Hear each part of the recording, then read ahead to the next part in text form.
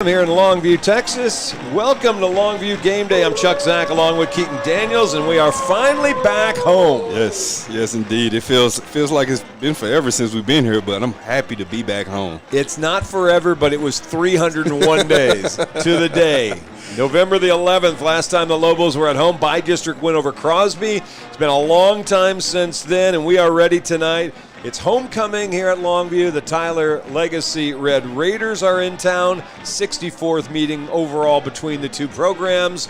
And it's just good to be back in the booth. After missing last week with COVID, I'm glad to be back with you guys. Yeah, man, you make our jobs a whole lot easier on me and Frank. So seeing you back over here with us, we are glad you're back. Well, the Lobos have dominated this series. They lead the Red Raiders 47-14 with a couple of ties. There was a window, about 1998 to 2003. Tyler Legacy actually beat Longview 5 times in a row. They won 6 out of 8. But in 2004, John King showed up as the head coach. And as he took off, so did the Lobos. They have won all 17 games against Legacy since he became the head man. Last season, the most lopsided in the series history, 69-0. Man, back in the day, I can just quick story. Tyler Lee, which is what they used to be called, used to be really, really tough. They won the state championship. Matt Flynn used to be their quarterback, went on to play at LSU, went on to also back up Aaron Rodgers with the Green Bay Packers. So they was known to have some studs, along with some other guys. They were sending guys to the major Division I Big 12 schools year in and year out. And then once 2004 came, it seemed like everybody else just loved Tyler. Last week, Longview went to Marshall. They fell behind 7-0, a fluky first drive. Yeah. A long kickoff return, a couple of fourth down conversions. It's 7-0 Mavericks. And if you're a Marshall fan, that's where all the highlights stopped because it went 48-0 the rest of the way. The Lobos now even their season record at 1-1. Taylor Tatum, 128 yards and a couple of touchdowns, just 12 touches last week.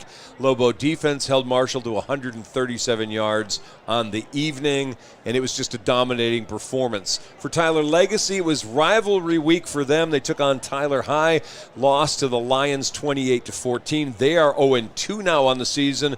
Red Raiders got a new coach. They hired a new guy named Bo. We got to do it right here now. It's Trahan. So it's like Cha-Cha and Han Solo. Trahan is his name. He is a first-time ever head coach with just 2 games under his belt. He gets to take on John King, who, I don't know, has won 212 games. A lot of experience to very, very little. So it'd be curious to see how tonight goes, especially with them going 0-2, and see what type of energy that they come in here with tonight. And in all honesty, these two could be potentially district rivals next year again. Yes. If Longview comes up to 6A and Legacy sits where they are, they could be seeing each other back on the schedule as district opponents in the next 2-year cycle. All right, well, as we get ready to start tonight, we certainly want to point out it's homecoming. And they've done all the pregame homecoming activities, so we'll just have the straight stuff on the band and the drill team and all at halftime. We took care of all the other things before this game starts. Let's talk for a minute about the Red Raiders. They come in, as we said, 0-2. They struggled last year after 3 straight playoff seasons under Joe Willis, the coach who actually retired in January. But they fell apart last year. They went 2-8 last year, just 1-5 in district. They've got a young team, and they're going to hang a lot on the shoulders of a quarterback who we're not really sure. We got him a little bit last year, Luke Wolf. Overall on the season last year, completed 44% of his passes, but threw more interceptions than touchdowns. He's already thrown for 320 yards in a couple of weeks this season, but he's completing less of his passes, just 37% of his passes completed. We know the Lobo defense, especially the secondary, feasts on inaccurate quarterbacks. It could be a big night for the guys in green on the back end. If you start telegraphing your pass, if you start throwing into the flash like the quarterback did last week, Longview is going to eat that up really quickly and it's just going to tee off on them all night long. We know this. Tyler Legacy brings back 5 starters on offense, 5 starters on defense, but those 5 starters on offense last year averaged just 17 points a game. So they're really trying to figure out what their identity is. They got a brand new coach trying to set the table. His dad had quite the coaching career. His father, Warren Trahan had 30 years as head coach. He went 194 and 126. Coached at Dickinson, where Bo happened to be a player back in the late 90s. At this time, and you may know Bo from the University of Texas, because he went there and played quarterback and defensive back as well. For a moment of silence as we remember our neighbors on the East Coast that are dealing with the hurricanes. And hats off to the volunteers and first responders in their rescue and recovery efforts.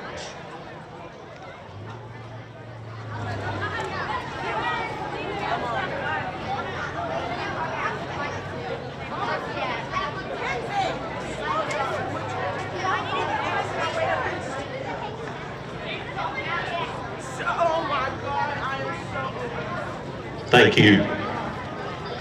And now the Lobo Band will play our national anthem.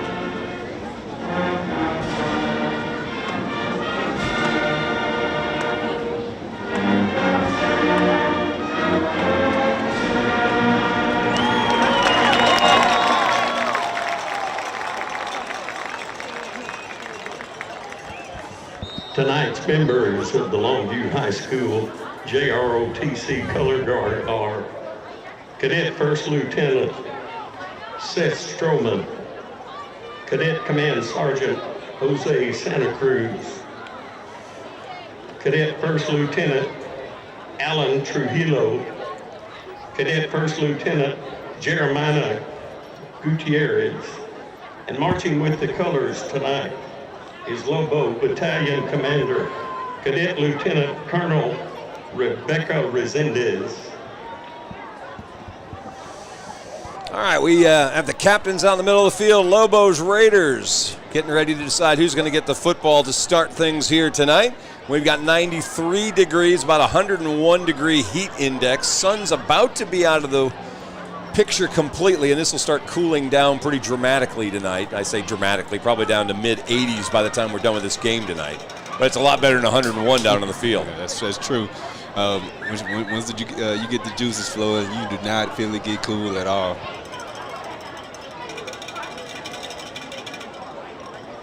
Longview has, let's see, we've got 4 captains out. We're a long way away from the numbers on the Red Raiders, so I'm going to struggle to see them. For the Raiders, rather, not Red Raiders. For the Lobos, we've got Ethan Harrison, Julius McGee, Jasper Standstill, and Thomas Roel are the captains tonight. And it looks like ball is going to be in the possession of Tyler Legacy. They will get the ball to start things off tonight. So let's set the offense for Tyler. They'll have Cash Acker at left tackle. Demarion Brown-Johnson, the freshman, is at left guard. Cameron Jones is the center. Eric Miller is the sophomore right guard. Jadalyn Jackson is their right tackle. J.P. Rayner, their tight end. Kalen Greenhouse and Jaden Hambrick, along with DeJayon Owens, are the three receivers they'll run. They may run as many as four. Micah Agaya may be the fourth, you see. Kavion Hall's their tailback. He's a junior. And Luke Wolf, number 5, will be the quarterback. He's a 6'3", 185-pound senior for Tyler Legacy. For the Lobos, defensively, it'll be Billy Smith, number 99 on one end, 6 foot, 215-pound senior. Zarius Shepard, the 220-pound senior, the other. Arion Harper in the middle, 260-pound senior. Chase Smith and Jamerson Derensberg are the outside linebackers. Brennan Reese and Kason Brooks are on the inside. Jaden Simmons, Javion Robertson are the corners. Willie Nelson, Buda Garrett are the safeties. And here's John Monsivais with the opening kick. He'll send this one all the way into the end zone, and the Raiders will bring it out to the 25, where they will start for the first time tonight. Longview gets a chance to advance themselves from last week. They let Marshall drive down pretty much 6 minutes off the clock to get their only score of the ball game. So they're going to look to try to do a whole lot better than set the tone this week. Well, long drives have not been a problem for the Lobo defense. They've given up 4 scoring drives, all of them 48 yards or less. So short fields are a problem. Long fields, Longview's been up to it. First down and 10. Now Luke Wolf, the quarterback. It's good to see number 6 back out there. Willie Nelson missed last week for a physical ailment. He's back on the field tonight. First down, pressure coming. Wolf steps up. He's not going to get back to the line of scrimmage as Zarius Shepard hangs on to him for the first sack of the season for Zarius, and it's second down and 11. Well, I tell you what, I don't see Legacy trying to go 5 wides too much, because you put your quarterback at no man's land, and good luck trying to block us up front. Second down and 11 after the sack on the first play of the game. Man in motion, Luke going to hand off inside and nothing doing as Kavion Hall gets smothered at the 23-yard line. That's another yard loss, and now it's going to bring up third down and 12. Yeah, that was an excellent blitz there by Brendan Reese. He was an enforcer. He got another tackle for a loss to bring up a third and long situation. So not where Legacy wants to be. Third and long, low snap, pressure coming. Wolf's going to try to run away from it. Throws short behind his receiver, and that's going to bring up fourth down, aiming for J.P. Rayner, the tight end. 3 and out for the Raiders to start the game. Excellent tone there to start by the defense as they put Marshall at total yards -2 that drive. So excellent start by us. Look forward to offense to keep it rolling. Willie Nelson, Buda Garrett going back deep.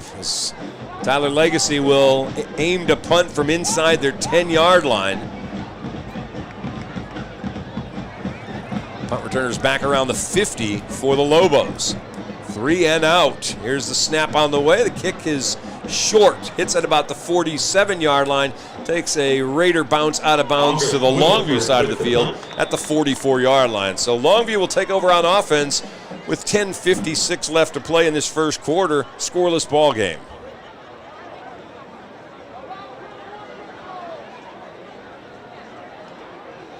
All right, ball's going to be put down at the 44.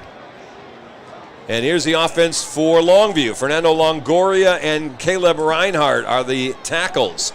Jamora and George, Jacoby Watts are the guards. Tavion Morgan's the center. DK Reese, Ethan Harrison, receiver.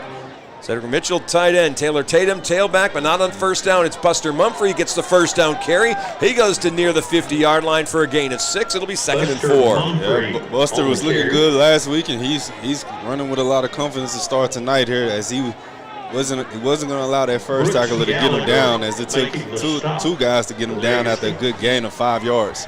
Andrew Tutt, the quarterback, the 5'10", 165-pound senior. On the season, he's completed 12 of his 22 passes, 295 yards, 56% complete, 3 touchdowns, and most importantly, 0 interceptions. Tutt has been, last week, he in my opinion, played a whole lot better. Looks like he's getting his timing down with his guys, and we look forward to seeing him spread it around a little bit more today. On second down, Mumphrey again trying to break loose, not going to. That'll be maybe a yard loss. Let's see if they give him back to the line of scrimmage. Third down and 4 on no gain for Mumphrey. Defensively, Travis Jackson, Matt Saul are the ends for the Raiders. Ethan Simpson is in the middle. Linebackers Blake Easley, Nathan Kirksey, and Brooks Gallagher. Cornerbacks Cabrelin Jackson and Jalen Field. Safeties are Christian Johnson and Mikkel Sears. And they'll run a nickel guy. Number 16's Ethan Brown. He's a sophomore. Third down and 4. Taylor Tatum in motion. Tut rolling, in some trouble, stops, avoids the tackle once, but not a second time as he's dropped back at the 36-yard line. That's a loss of 14, and the Lobos are going to have to punt. Yeah, unfortunately, had to go backwards in that one. His first read wasn't open as they was on Taylor out there in the flats. He had a guy running the deep out, but he was covered. He didn't have time to get him the ball as he has to try to run for his life, but was able to get sacked, and now we're up to punt. That's 28 Nate Kirksey that is credited with the sack that time for the Raiders. And so it's going to be punting time. Punt on the way. Boy, almost got blocked. High punt, however, and takes a Lobo roll inside the 20, inside the 15, and will be touchdown at about the 13-yard line. Excellent Lobo bounce there to put him deep inside our territory. That is a, 14 and 37, 51-yard punt for Montevideo. All right, so each team with a 3 and out in effect, and we go back on defense. Scoreless ball game if you're just joining us. Lobos kicked off to start the game. Legacy couldn't do much of anything. They'll try again on the ground, and oh boy, nothing happening. Again, the Lobo defense just blowing up the line of scrimmage. No place for the running back. This time Micah Pearson to go as he's going to take a loss of about a yard. That Brendan Reese, he's coming downhill, and he's a big guy. He's about 6'3", linebacker, and when he hits you, you're going to feel it. Second down and 11 as that goes back to the 12-yard line. I think they've had a positive yardage gain play yet. Second and 11, rush coming. They'll dump this one off. That's Pearson at the 10. He'll get down to about the 16, maybe the 17-yard line, where it'll bring up third down. They'll need another 6. Good positive game there by Legacy. Guess it's still in a third and long situation. I'd love to see what type of defense that coach is going to bring in, if he's going to show the quarterback some pressure, or if he's going to kind of just play to the sticks. 7:45. Wolf keeping this after he fakes the handoff on the reverse or on the jet sweep, and nothing doing is he's dropped back at the 16-yard line. Looks like maybe another yard loss. Isaiah Horton on the tackle that time for the Lobos. Well, not impressive offensive starts for either team. And it's going to be third possession and third punt. Back at the 2-yard line is the Raiders' August Wilford. He's their punter. Willie Nelson on the 50. Long time before getting ready. 5 on the play clock. Here's the snap. Kick on the way. This one short. It'll hit at the 30. Let's see, out of bounds at about the 44-yard line. So short punt. Lobos are going to be in business again on the Raiders side of the field. First down with 6:58 left to play in the first quarter. Longview is definitely cooking with only 30 yards to go. This is a great field position to start out with, so look to see what type of plays Coach King calls up right for us. Well, I lost that ball coming off the foot. I thought it went a little further than that. I really did, too. I thought it was closer to the 38 or 40-yard line. Instead, it's right at the 30, so first down and 10. I formation for the first time. How about Taylor Tatum getting a handoff? He's sweeping left, gets a little lane. He's got the 20. Cut back there, inside the 15 to the 12. Gain of 18 for Tatum on his first carry of the night. Yeah, that stretch play, that was brought to you great by the offensive linemen. They was able to get in front of their blocks to be able to let Taylor get outside the tackle. And once he got out of there, nobody touched him until he was long gone for the first down. They're actually going to give him 19 on the play, so first down at the 11-yard line. On Tatum's first carry, Taylor on the year, 265 yards coming into today's game, averaging just over 8.5 a carry. Oh, he's going to get his 4th touchdown. That's a little too easy on 1st and 10 from the 11, right through the middle of the Lobo line, and in standing up for the score, it comes with 6:26 to play, and it culminates a 2-play, 30-yard drive. Well, it took us about, 5 or 6 plays to get our offense going, to get us scoring. It took us into our second drive, but Longview made it look very easy by running off 2 big long runs for touchdown. Yeah. He could have gone for 70 on that once he got through. That's true. Monsivais on for the point after attempt. Lobos convert to make it a 7-0 lead. 6:26 to play in the quarter. We'll take our first break. You're watching us here live on Longview Game Day.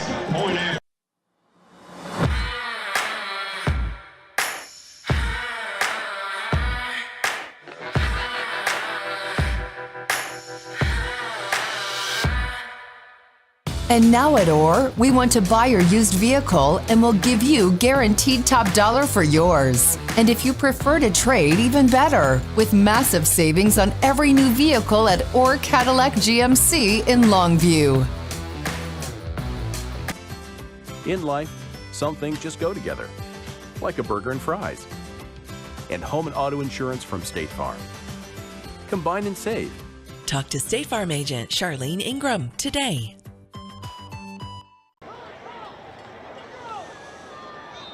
All righty, welcome back. 7-0 Lobo lead as we come at you live from Lobo Stadium. Homecoming night tonight. John Monsivais with the kick. And this one is going to be to the goal line. They'll take it out. 10, 15, 20, and that's all she wrote, 21-yard line. Not a whole lot on the return by Cabralin Jackson. And it's the best field position, however, for the Raiders tonight. So they'll start at the 21-yard line. Ladeel Kinney on the stop. 22-yard line. That's where they'll start. The third possession. So far it's been 2 3-and-outs for the Raider offense. Again, they're starting out in an empty situation. Well, that feels just like that's a disaster. Yeah, so expect the ball to come out very, very quickly here. Luke Wolf, at quarterback, he's got an empty backfield now. 3 steps, in a little bit of trouble. Steps up, avoids the first rusher. Stumbling, can't avoid the second as he's dropped right around the 22-yard line. That defense closed in a hurry, led by Kason Brooks and by Chase Smith, and it'll be 2nd down and 10. Our defense is just too experienced to allow any team to just sit back there in an empty situation and just let him try to pick us apart. It's just a recipe for disaster all night, just like you said. All right, 2nd down. Got one receiver split wide. We'll put a man in motion, fake the handoff to him, go inside to the tailback, and spun from behind and held onto and then thrown to the ground. Well, the Lobo defense is not at all being slowed down about going after running backs. No, they're playing fierce. They're playing with a lot of aggression, and it's not just one of them; it's all of them. They're teeing out, trying to see who can get to them first. And here we go again, 3rd down and long. Not much going on for Kavion Hall on that carry, and it's another no gain. Back to pass, Wolf, rush coming. He'll throw the ball. He's got a man open at the 25-yard line, and the Raiders are going to be close to a 1st down, maybe a yard shy. On the catch that time was Jaden Hambrick, their junior wide receiver, but it looks like he may have stepped out of bounds at the 31-yard line, which would make it 4th and a yard. Yeah, he's a big receiver. He caught that ball, and to his surprise, when he turned around, he's surprised he was wide open or still had that much room to go. And I think surprised that not only had that much room, but never really focused on where do I need to get to get a 1st down. He probably could have powered his way for that extra yard. Yeah, as long as he could have easily stretched out and kept the chains moving for the Raiders. All right, Raiders ready again to punt for a 3rd time. Ball at the 31-yard line. Snaps on the money. Kick. This one's going to stay in the field of play. It'll be grabbed up, and Willie Nelson dropped right at the 34-yard line. Willie does not believe in fair catching ever, and he showed it again. We do have a flag on the play, though. The clock stops with 4:52 left to play in the first quarter. Ball's at the 33-yard line. We'll sort out the laundry now. No, maybe not any. Looks like the officials decided no flag. So let's play ball. Let's keep going then. All right, Lobos back on offense. First down. 67 yards away. Andrew Tutt back to pass. Oh, he's got a man wide open. And when I mean wide open. Catches it at the 33-yard line. Little cut, another cut. And finally, Ethan Harrison's pushed out of bounds at the 4-yard line. He was 20 yards open.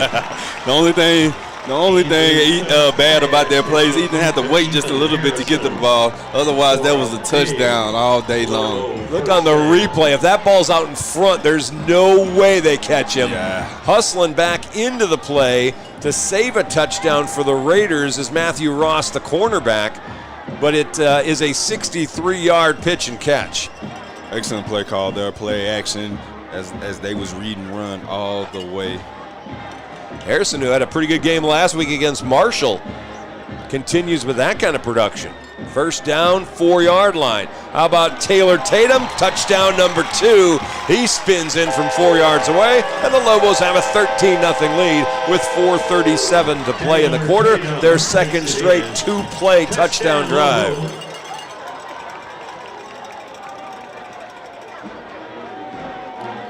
Easy 2-play scoring drive for the Lobos to get us back on top. So it looks like good things coming for us in 2. So our second drive, we score in 2 plays. Well, on the ground, through the air, the Raiders have no answer right now. Kick on the way. Monteveas makes it 14-0. Take a timeout. 4.5 minutes left to play in the first quarter. All Lobos here on Longview Game Day. Our offense was dominating this year. Fast, powerful, virtually unstoppable. In fact, the only slow member of the team was me. When I was sidelined with ankle pain, it put the whole season at risk. So, just like when my players need the best care, I turned to a proven provider. Now, I'm back in the game. Get the care you need at physician-owned Baylor Scott & White Texas Spine and Joint Hospital or visit tsjh.org.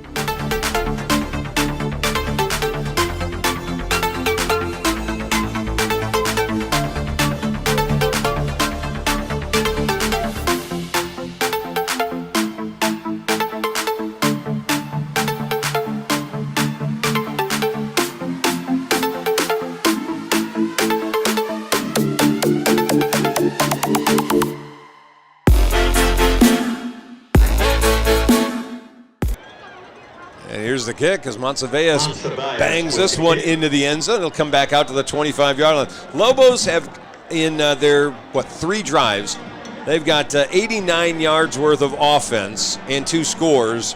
Tyler Legacy Raiders have 11 yards of offense. In all Longview so far, has they been completely dominant on both sides of the field. I believe only played 9 plays on defense so far. As they go on 3 and out 3 straight times. Yes, sir. They're definitely cooking right now. So if you're Lee or Legacy, I'm sorry, I might say Lee a few times. That's all right. If you're Legacy, if you're Longview, you want to watch something trickery here. Wolf on first down, back to pass, quick toss out. That's caught 31-yard line, and the Raiders will have their first down of the game. They dropped the football, however, and I think they may have gotten lucky to fall back on it. That was an excellent job by the Lobos to be able to run back to the ball, be able to almost pick up a fumble there as the receiver got loose with it.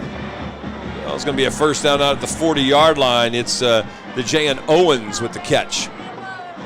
First down handoff. That's Pearson. Goes for about 3 before he's dumped at the 43-yard line. Second down and 7. Chase Smith making the stop for the Lobos. Lobo defense has given up 1 first down so far in the quarter. Wolf again, a handoff to Pearson, trying to go left, and this time Lobos meet him. 3 of them fill the hole at the 44-yard line. Yeah, that was just you're not going to be able to keep running that side too many times without them figuring it out and stuffing it up real quick. Making the stop. And it brings up 3rd down. They've got 3rd down and 6.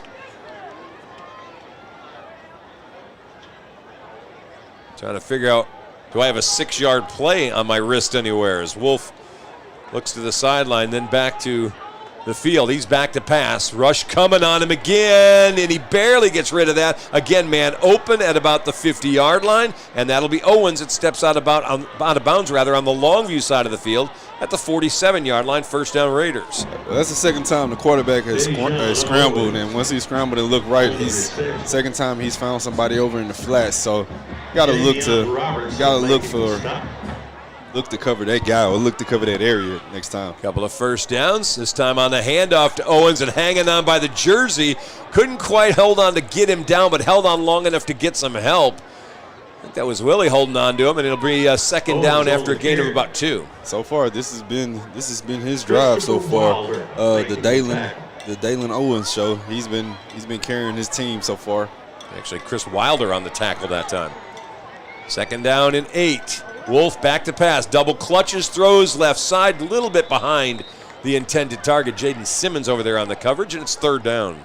Pass is broken up by Jaden Simmons. Excellent coverage there by Jaden. He did not bite on the play action. Forced the quarterback to throw the ball outside of where he was trying to get on that hitch route. Hitch or slant, one of the two, but quarterback threw the ball outside of him.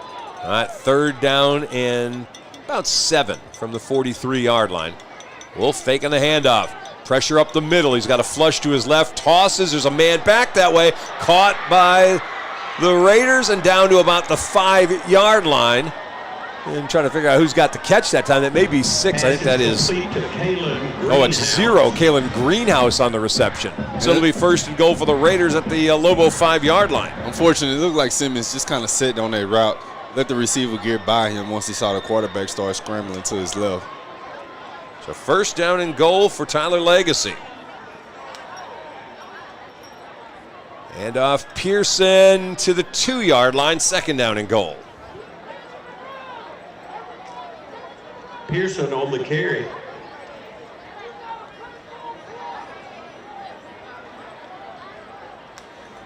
Raiders keeping that same personnel out there, and now we get a timeout. Just before we were ready to snap the ball, Coach Trahan decides, want to talk about this. 2:13 left to play here in the 1st quarter. 14-0 Lobos. However, Raiders are challenging. We'll take a quick timeout. Back here in 30 seconds on Longview Game Day.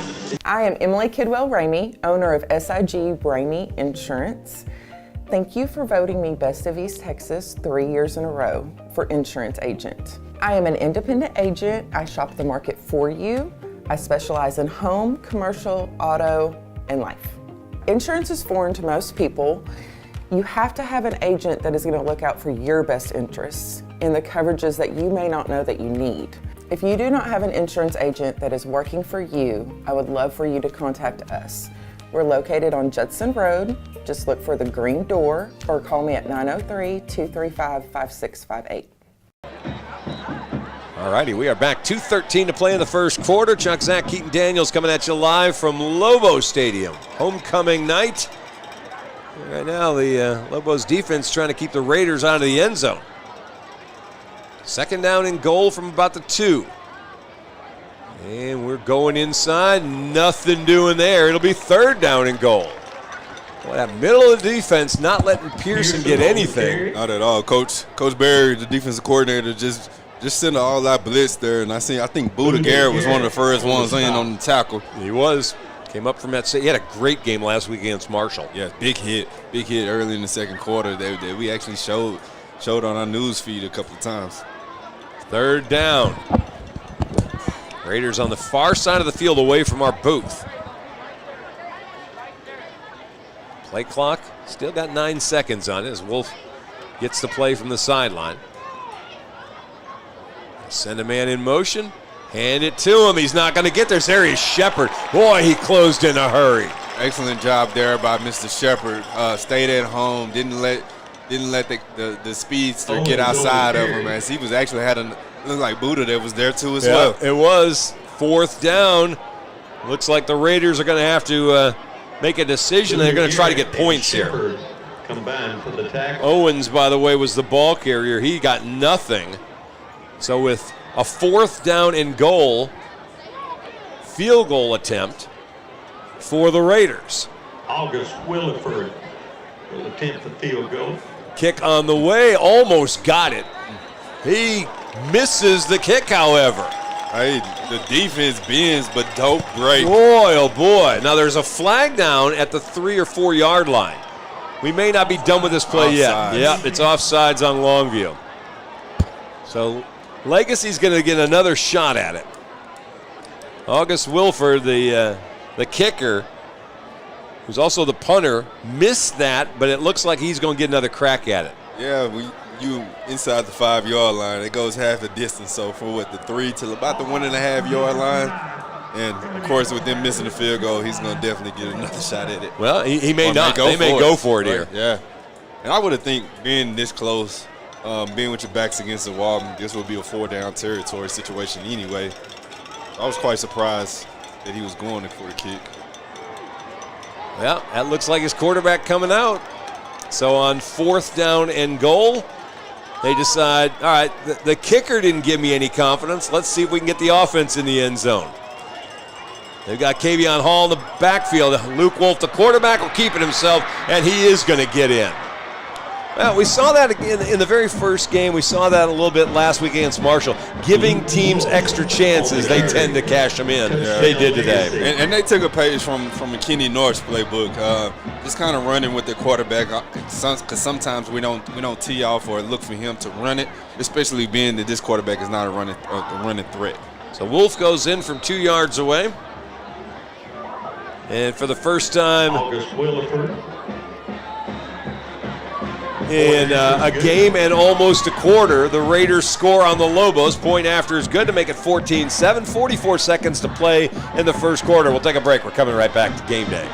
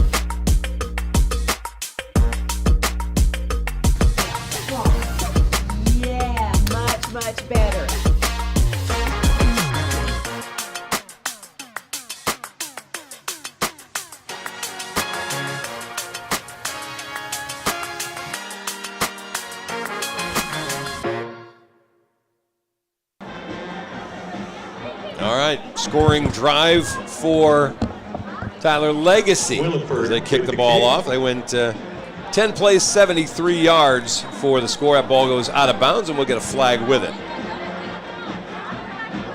So the Raiders get on the board for the first time tonight. 44 seconds to play. They'll tack some yardage on here before we end this first quarter and give the Lobo offense a chance to get back to work.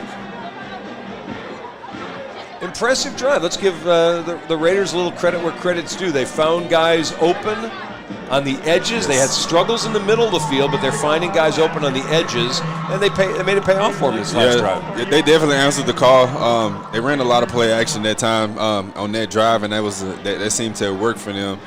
Once they was able to get on the outside, they got a couple running plays. They had some success. And credit to them, once the quarterback started scrambling, he was able to find an open receiver to get them down and score the touchdown. Reese and Harrison split left. First down at the 30-yard line. Handoff, a little inside-outside move by Taylor Tatum. Swim move as well. I don't know how, but he picks his way for 9, using about 3 different moves to get that 9 yards, and it's second down and 1. Well, there's not too many people in the district, too many people in the state of Texas, too many people in the country that can make runs like that and make it look easy. A lot of players would have probably only got a 4-yard gain, and he stretched it to 9. So 2nd down and 1. We're down to the last 16 seconds of the first quarter, so probably the last play. The Lobos don't actually have to snap it. The play clock's about 6 seconds beyond the game clock. Tut ready, and they will snap it. And they'll get that first down as Buster Mumphrey kind of scoots across the 40-yard line as the clock hits zeros to end the first quarter. So we'll flip the field. We'll reset the clock. You show me 3. It's 3rd down. He didn't get all the way through. Nope. We'll come back with the 3rd down play coming up then when we return here on Game Day. House party? We got you covered. Office meeting? Come on, treat them right. Game day? You know we're here for it. Get your taco, nacho, or fajita bar today, only at Juicy's Taco. The Lobo Store's been a mainstay of our football program for many, many years. It's important to us because it gives our fans a place to go to get merchandise. They want to wear the games and different events, but also the Lobo Store creates money for our booster club. And all that money, 100% of that money goes towards our kids. So please go support the Lobo Store. It's a great place to meet up and socialize, buying tickets for the week or for the season, and they look forward to seeing you.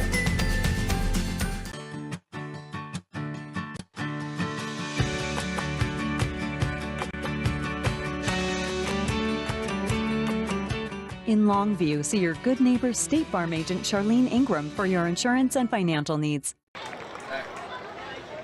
All right, welcome back. We've got 3rd and a yard coming back. Boy, the last play of the quarter, it looked like Buster Mumphrey had squeezed through there and gotten the first down, but apparently knee went down before he came through the line. So it's 3rd and 1 as we flip the field.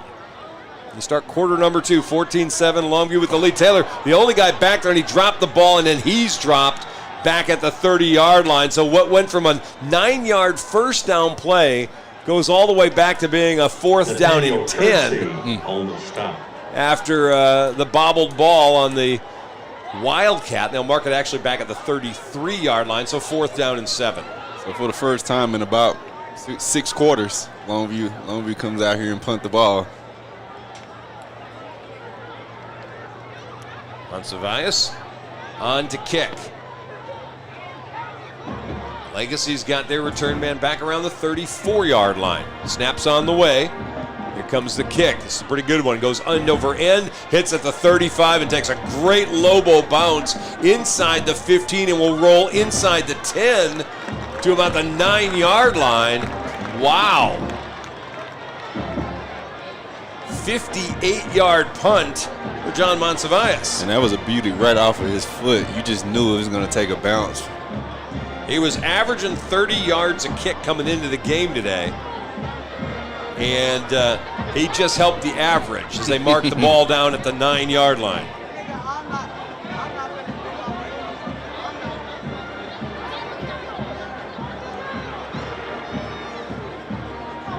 So Lobo defense still has that 1 touchdown lead to protect as they come out. 11:08 to play in the first half.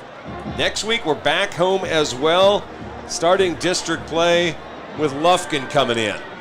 That should be fun. Lufkin, I believe, is undefeated right now, so that'll be a fun atmosphere to be in. First down handoff, nothing doing. Again, middle of the Lobo defense just not budging. Well, a really good job filling that hole that time, getting it on the replay. As the Lobo linebackers came stepping in and basically did nothing, allowing nothing rather. Pass on the way. That one's knocked down incomplete, intended for Jaden Hambrick. It'll bring up 3rd down and 10. And it just goes right off the pass of him. Almost had a chance to get a pick 6 off as he stumbled and didn't make the catch. So 3rd down. This is a tough spot for the Raiders, who certainly do not want to give a short field back to the Lobos. Wolf back to pass. Rolls away from defenders. He's got room to run. He's going to get the first down across the 20, the 25-yard line. He'll step out of bounds there and picks up 15 on 3rd down and 10.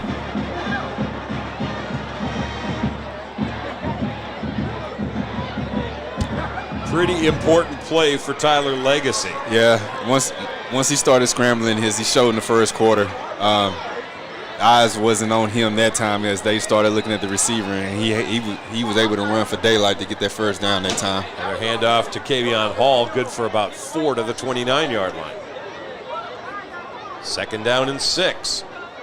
Seeing little flashes here and there. The Raiders getting a little offense, and just when they get started, that one blown up. I think that's Lundy, isn't it, on the tackle? Yeah, it looks like it. He comes in and he was able to fill in pretty good. It was an excellent tackle there by him. Couldn't tell if that was Lundy or if that was Morrow. That's what it was. Morrow on the tackle. 24, not 44. Pass intended for Greenhouse behind the target, and now it's going to bring up 4th down.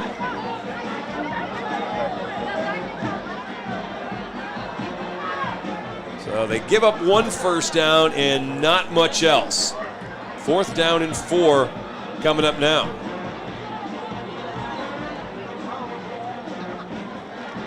All sitting at the 31-yard line.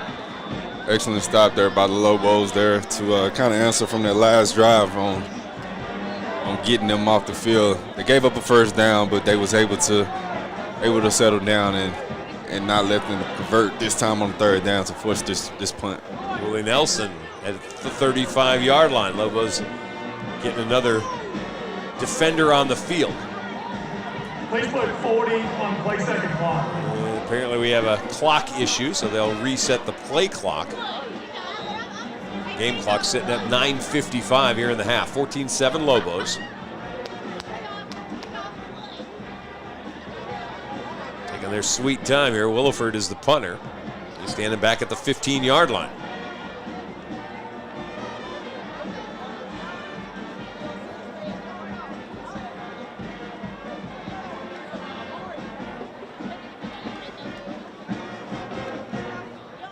And now we're set. Snap good to Williford.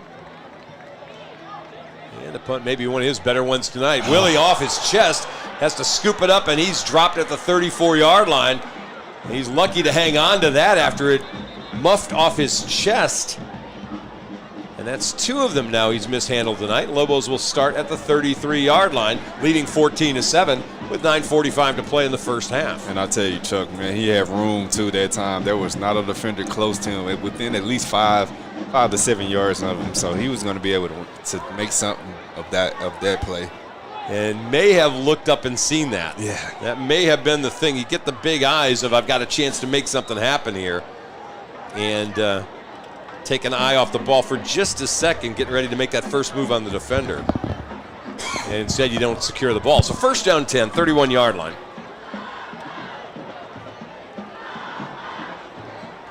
And back to pass, Tutt. Looking middle of the field, lays one up there. Taylor Tatum trying to go back and get it. There's a late flag, and it'll be interference on the Raiders. Yeah, on play action pass there. Tutt took a big shot. He wasn't able to lead him because he couldn't step into the throw. And luckily for Tatum, he saw it. He tried to redirect like a center fielder that he is, and the defender that was guarding him just hit him just a little bit too early there. So we got a pass interference. It's Jay-Sean Lee who's assessed the 15-yard penalty. It's better for the Raiders than a 40-yard reception. So they'll move the sticks and put the ball at the 46-yard line.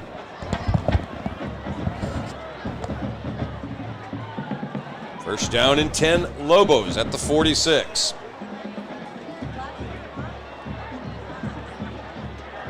If you look in the backfield there, it's Kelvin Washington Bootsy. He's getting a chance to get some action in tonight. Hand off to him. And for about 3, maybe 4 yards to the 49-yard line, where it'll be 2nd down and 7. It's good to see him get his first carry. He's going to be a pivotal part of this team as he just adds a different dynamic to this group. Very explosive player. Had a little shoulder issue against Texas High in the scrimmage, and that's kind of kept him out the first couple of weeks. He's back now, and good to see him go for 3. 2nd down and 7. Mumphrey out of the backfield will dump it toward him. He's got a blocker, picks up the first down as he goes across the 50 to about the 41-yard line of the Raiders with 8:52 to play in the half. And that was an excellent play call there by Coach King. The way that play was designed, As soon as the running back ran out of there, you just knew he was going to get the first down because he wasn't covered at all. And the Legacy defense just kind of looked a little bit confused. Lobos with a first down as they cross the 50.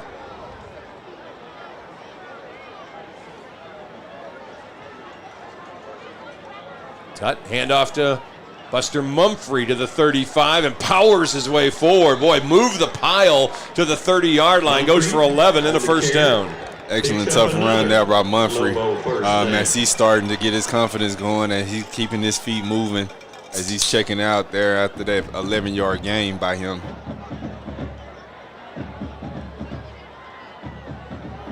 First down at the 30-yard line. Lobos driving here after the muffed punt. Got a penalty, got a little run. And back to the ground they go. Nothing doing this time as the runner Taylor Tatum stood up at the 29-yard line after just a short gain. Tatum on the carry. Probably about his shortest gain that he's had in about 2 weeks. Used to running, getting 3 or 4 yards a pop easily. Felix Lamb on the stop. Second down and 9 at the 29. Clock rolling here, 7:40 to play. Remember, Lobos will get the ball to start half number 2. They've got a 14-7 lead now. Mumphrey back into the game.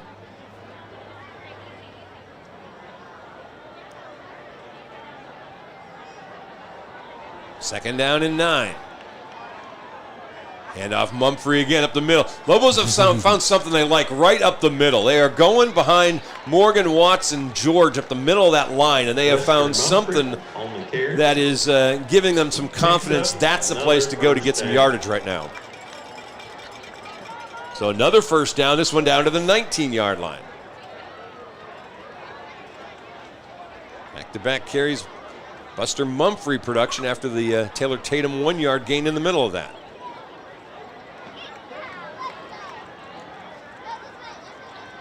First down, how about more? This time Tatum up the middle. He's inside the 15 to the 13-yard line for a gain of 6 more.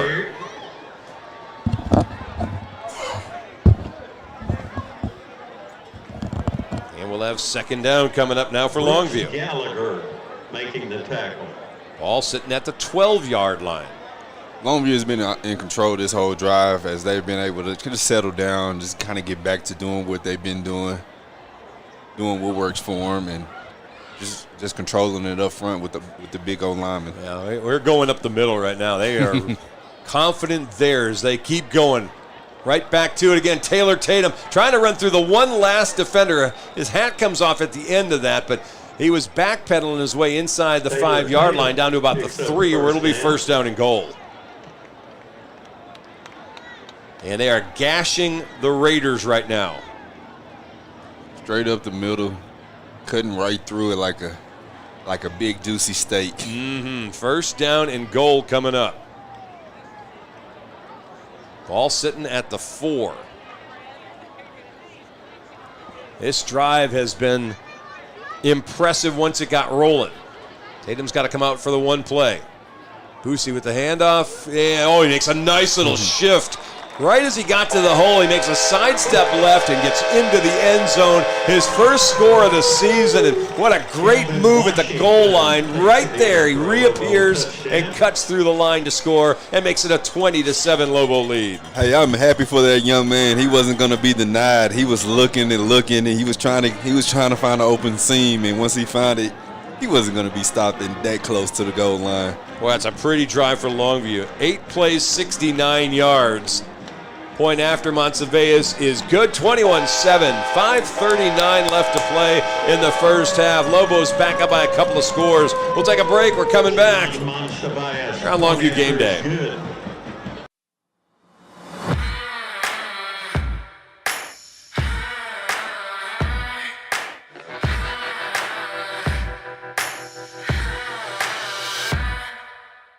And now at OR, we want to buy your used vehicle and we'll give you guaranteed top dollar for yours. And if you prefer to trade, even better, with massive savings on every new vehicle at OR Cadillac GMC in Longview.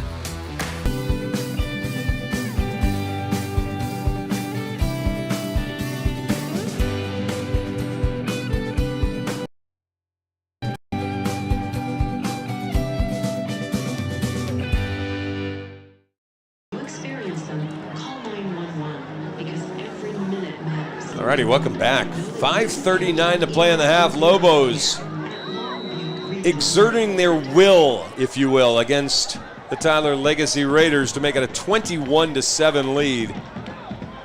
That's really a demoralizing drive if you're the Raiders when you keep getting gashed in the middle over and over again. This is a kick that hits inside the 5-yard line. They're going to have to figure out where it is, and will not get much past the 14, maybe the 15-yard line.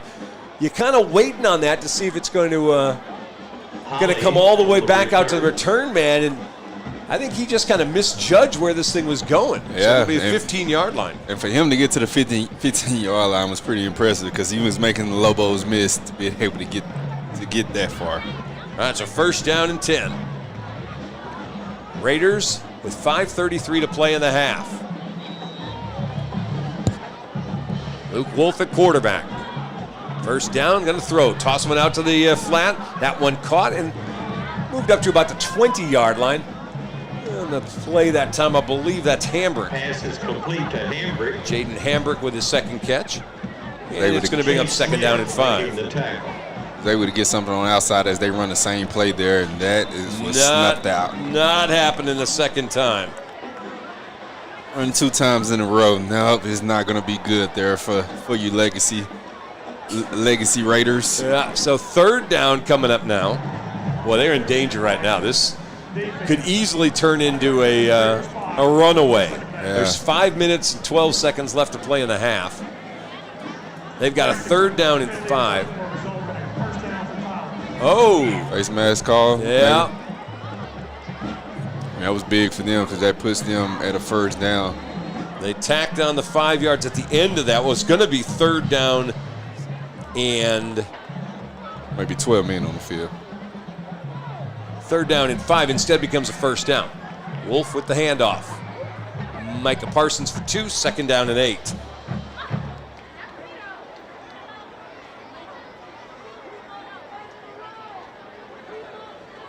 Pearson on the carry. Christopher Wilder making the tackle. That's 6th first down for the Raiders tonight. 9 for the Lobos, who lead it by 2 scores. Second down and about 8. Wolf back to pass. So again to the flat. Again, those short passes want these receivers to try to break tackles. This time they actually do. All the way out to the 39-yard line. One of the better offensive plays for Tyler Legacy tonight. I believe that is Willie Nelson there. Yeah, Nelson Wilder gets out there. It's Owens on the catch. Yeah, I mean, missed tackles is right with what you said. We had a couple Lobos that missed him earlier, and he was able to get a first down after that. Back to the ground they go. Not much for Pearson. Back to the line of scrimmage only. It'll be second down and 10.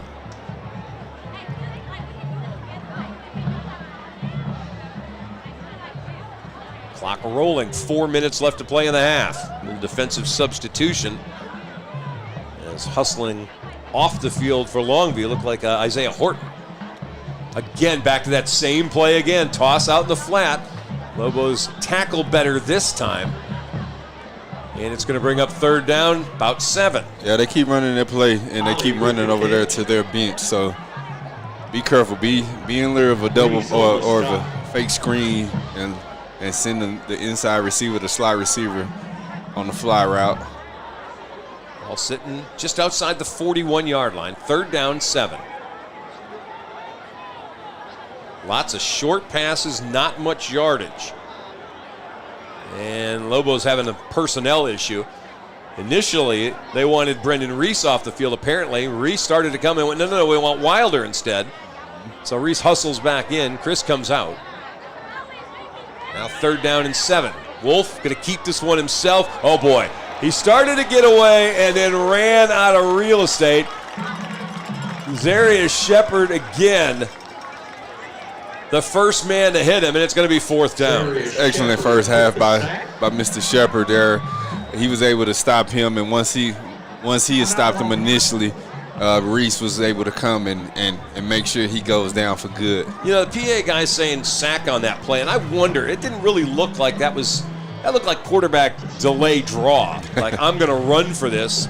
Shepard just gets there and keeps him from getting to the line of scrimmage. It is behind the line, so tackle for loss certainly. Sack, I don't know, but either way, it brings up 4th down with 2:45 left to play in the first half. We got a timeout on the field. And it seems like the quarterback just has a quick trigger. He's a little paranoid back there in the pocket as well as he should be, because he's been getting hit all night long. So first timeout burned on the evening. 4th down and about 10 to go. Willie Nelson, who's had a couple of bobbles back there, and hasn't really been the Willie Nelson you expect as a punt returner. Probably now will get ready to break one, and we'll watch it go the other way. Wilford's going to be back at around his 22-yard line. Willie's at his 30. Make sure you see it in good this time, Willie. Take it to the house. Snap on the money. Here we go. Kick, a lot of height this time. Boy, drives Nelson back to the 15-yard line. Gets it there, gets away from the first man to the 30, but there's a flag down behind this play, and there's a second flag, and this looks like it's going to be coming backward. Once he was able to make that first man miss, he looks like he had a little bit of daylight and was going to make something of it, but that was quickly denied as we had a flag thrown on the play. Nice punt by Williford, but it gave Willie a little bit of room. He had kind of outkicked his coverage, if you will. Not by a lot, but enough to give Willie some space. Here's the flag, and we will be a hold on the Lobos, so they'll mark this thing back around the 20-yard line. Lobos have been pretty good about staying away from penalties so far tonight, but they pick up one there. That'll drive this thing back to the 22. So you got 2:34 on the clock here in the half. Lobos with 78 yards to work with. And I believe they still got all 3 of their time. They've got 2 of their timeouts. They burned 1. On first down, whoa. Taylor Tatum met in the backfield. Big Ethan Simpson first one there, and it's 2nd down and about 11 after a yard loss.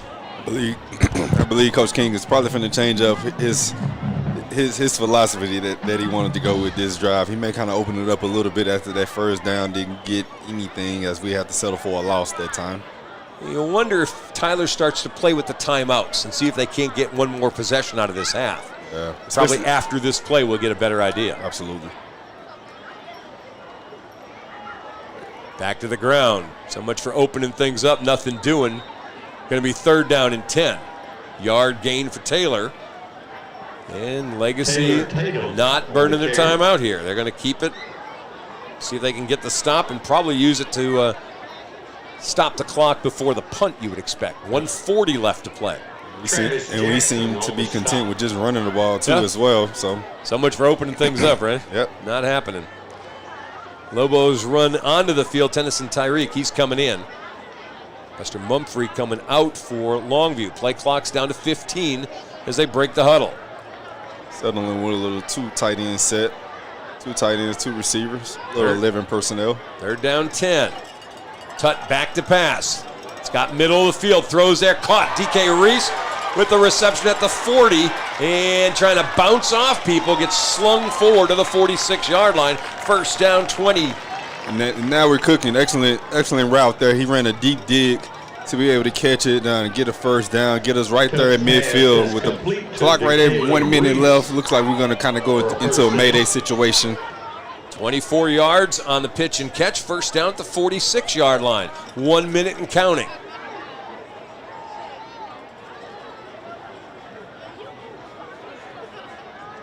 Tut back again. Again looking middle. Got hit as he delivered. That ball's got to be hung up there. Taylor Tatum comes back to get him, a la Jalen Hale. He's trying to avoid defenders and down to the 14-yard line. 1st down at the 14 with 38 seconds left to play in the half. Hey, it's good that your number 1 running back can also play slot receiver and can look at and read the ball out there like a center fielder, which he does all 3 very well. Yeah, I was about to say he can play center field too, can he? Yes, he does. All right, 1st down, 19-yard line. 14-yard line. Clock restarts, 30 seconds to play in the half. Tut, handoff. This is to Boozy, sweeping left, and let's see if he got out of bounds. He did. Inside the 10 to about the 8-yard line, where it'll be second down. Excellent job there by Boosie to be able to get out of bounds and stop the clock with 22 seconds left. As we still would have 3 yards, 2 to 3 yards, and we can get a first down. And still have timeouts. Yep. They don't have to go to the perimeter here. They can go middle of the field and take the timeouts. So Boosie got the ball down to about the 7-yard line. He gained 7 on that first down carry. And now it's second down and 3. Reese. Harrison. Handoff. Boosie. Not to the end zone, but to the first down, it looks like, near the 3-yard line. We'll see if we're going to get a first down out of this, which would temporarily stop the clock. Washington. And we're going to get a timeout, looks like, by the Lobos. And the spot may decide first down or not, but Lobos are going to want to talk about what plays they've got with 14 seconds left. Yeah, with 4 yards to go here, Coach King wants to talk about it and want to make sure he comes away with some points here.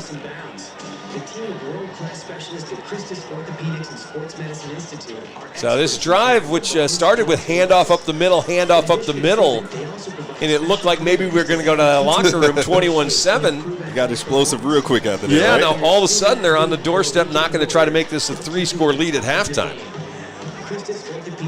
Which wasn't necessarily the prettiest first half. Made some mistakes, certainly. But have put this thing in a position now to make it really comfortable going into the locker room. And really comfortable, not just going into the locker room, but being able to come out in the second half and be able to get other guys into the game, I think, with an early score potentially allows you to empty the bench. Yeah, that is true. Maybe Coach King is looking at it that he doesn't want his players to continue to route them early. He wants to be able to play a little bit into the third quarter to get his players some run, to get their win, especially once you got a formidable opponent and Lufkin coming in next week. All right, so they give him the first down. Not that matters a lot. First down and goal at the 4. It's Harrison in the slot. It'll be Reese out wide.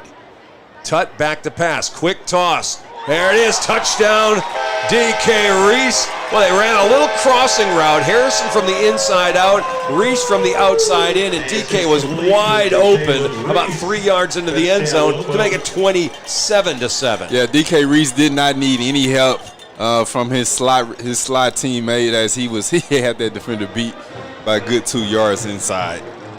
Down the field they marched.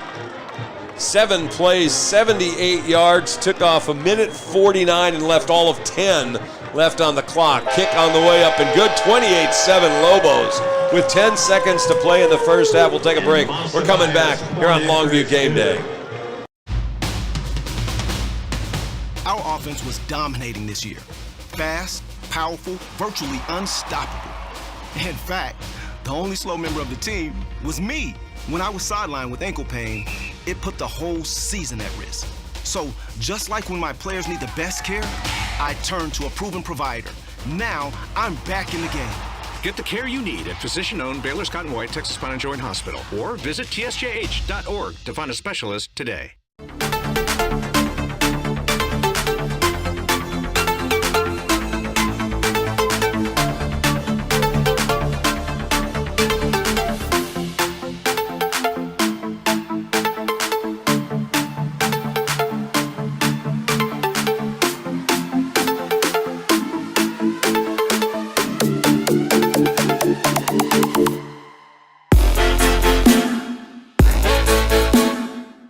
And a touchdown for the Lobos quarterback.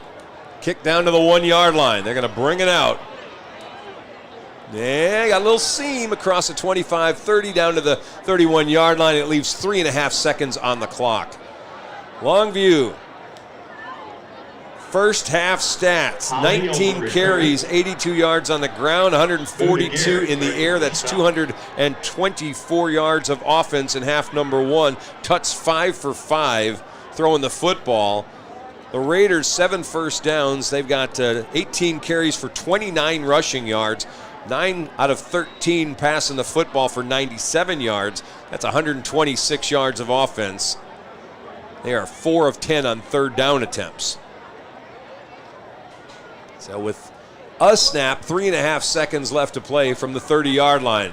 Again, Wolf, quick toss out to the flat, and that is how half number one's going to come to an end. 10-yard gain, but the clocks are on 0, and we're going to take a 28-7 lead into the locker room.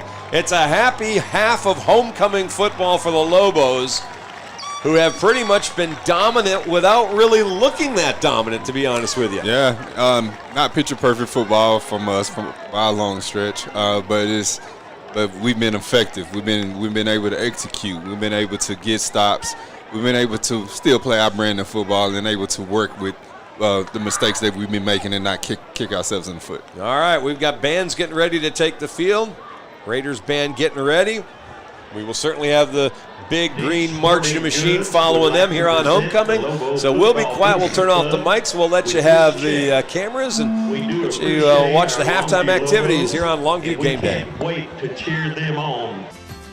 In life, some things just go together, like a burger and fries. And home and auto insurance from State Farm. Combine and save. Talk to State Farm agent Charlene Ingram today. House party? We got you covered. Office meeting? Come on, treat them right. Game day? You know we're here for it. Get your taco, nacho, or fajita bar today, only at Juicy's Taco.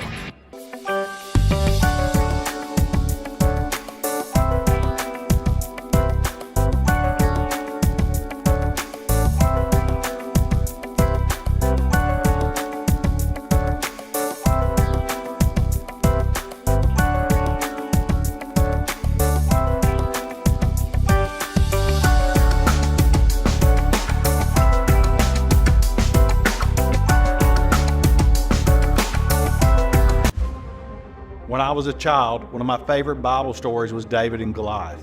Sadly, if you or your loved ones are involved in an accident, the insurance company and the lawyers who represent them are Goliath. For over 25 years, myself and my partner Marty Young have stood between you and Goliath. The insurance companies know the difference between Godarzi and Young and all others. We hope you never need us, but if you do, we're here to help.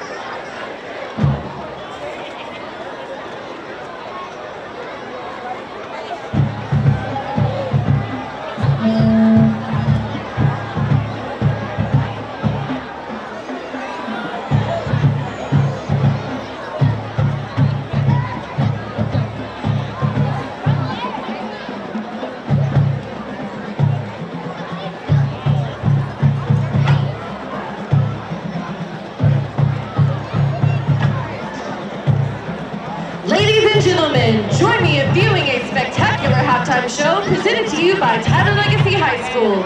We invite you to sit back and enjoy the incredible Southern Belle Drill team and the fabulous Red Raider Band.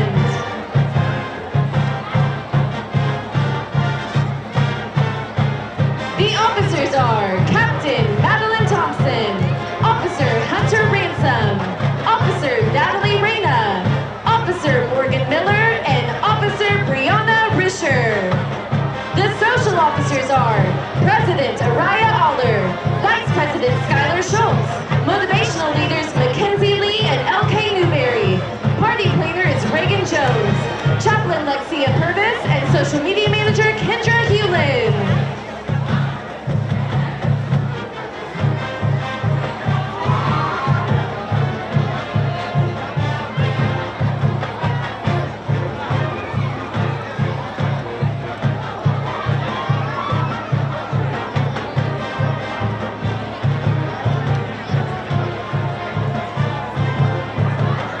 Dancer of the Week is Haley Hampton and Isabella Garcia.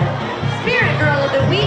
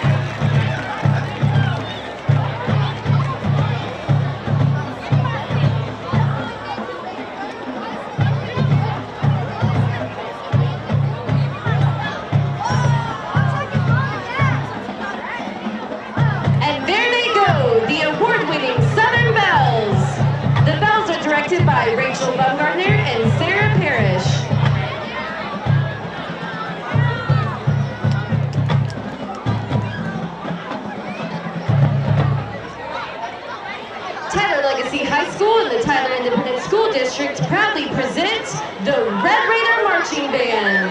The Red Raider Band is under the field direction of Head Drum Major May Coker, Assistant Drum Majors Chloe Booth, Braxton Buenaventura, and Tim Davis. The section of the week is the Color Guard section.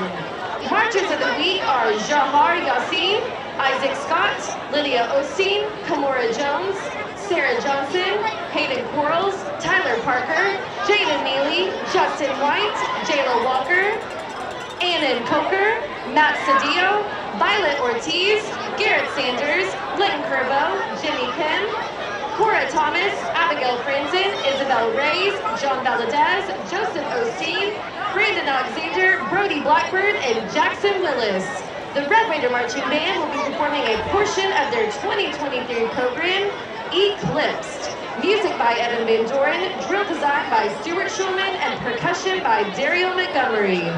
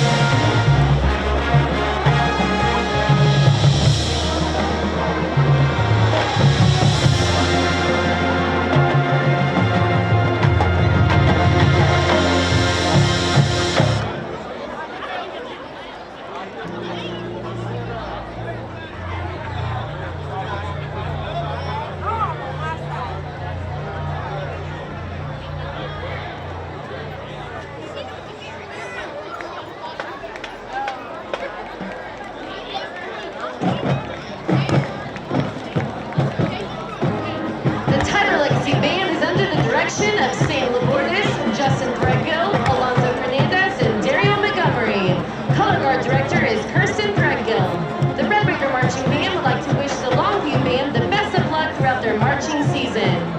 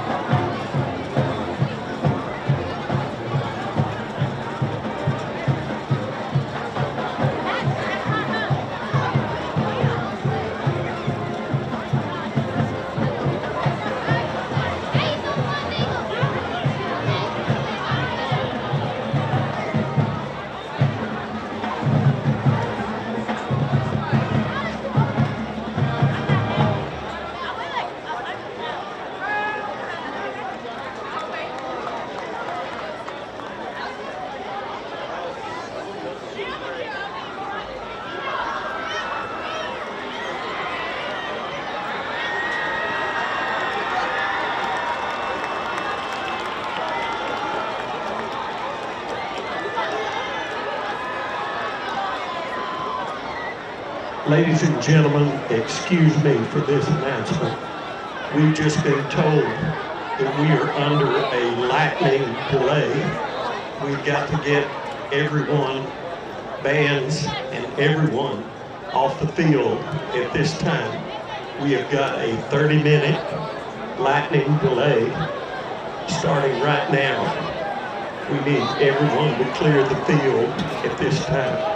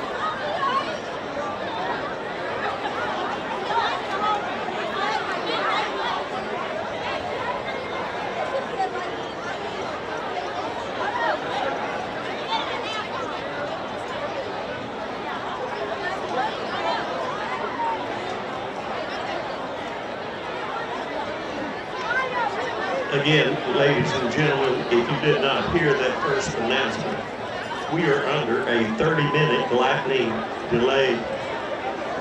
We've got those storms heading this way. You need to seek shelter at this time. We need you to come out of the stands, go to your vehicles if possible. We are under a 30-minute lightning delay. We need the field cleared at this time.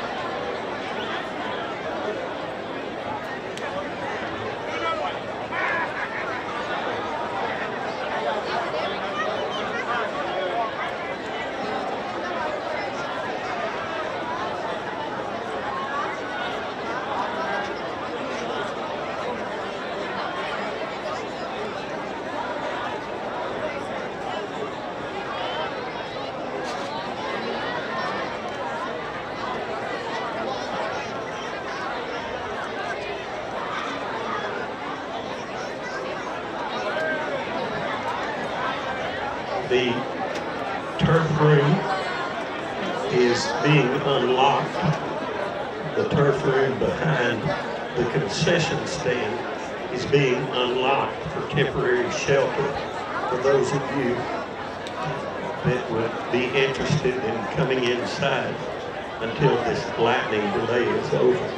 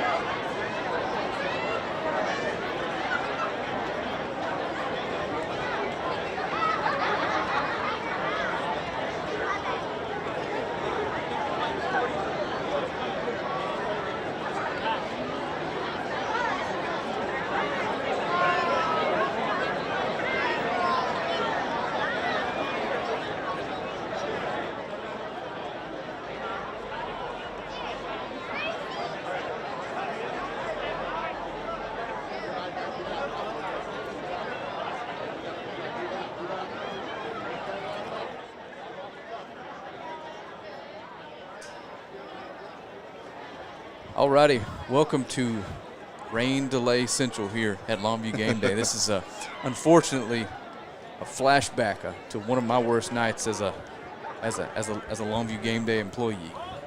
It wasn't pretty. Brings back bad memories. Yeah, I think there's a Lobo fan out there that likes this conversation. Oh, not at all. I mean, because that lasted, seems like 2 hours. Yeah, a couple of hours.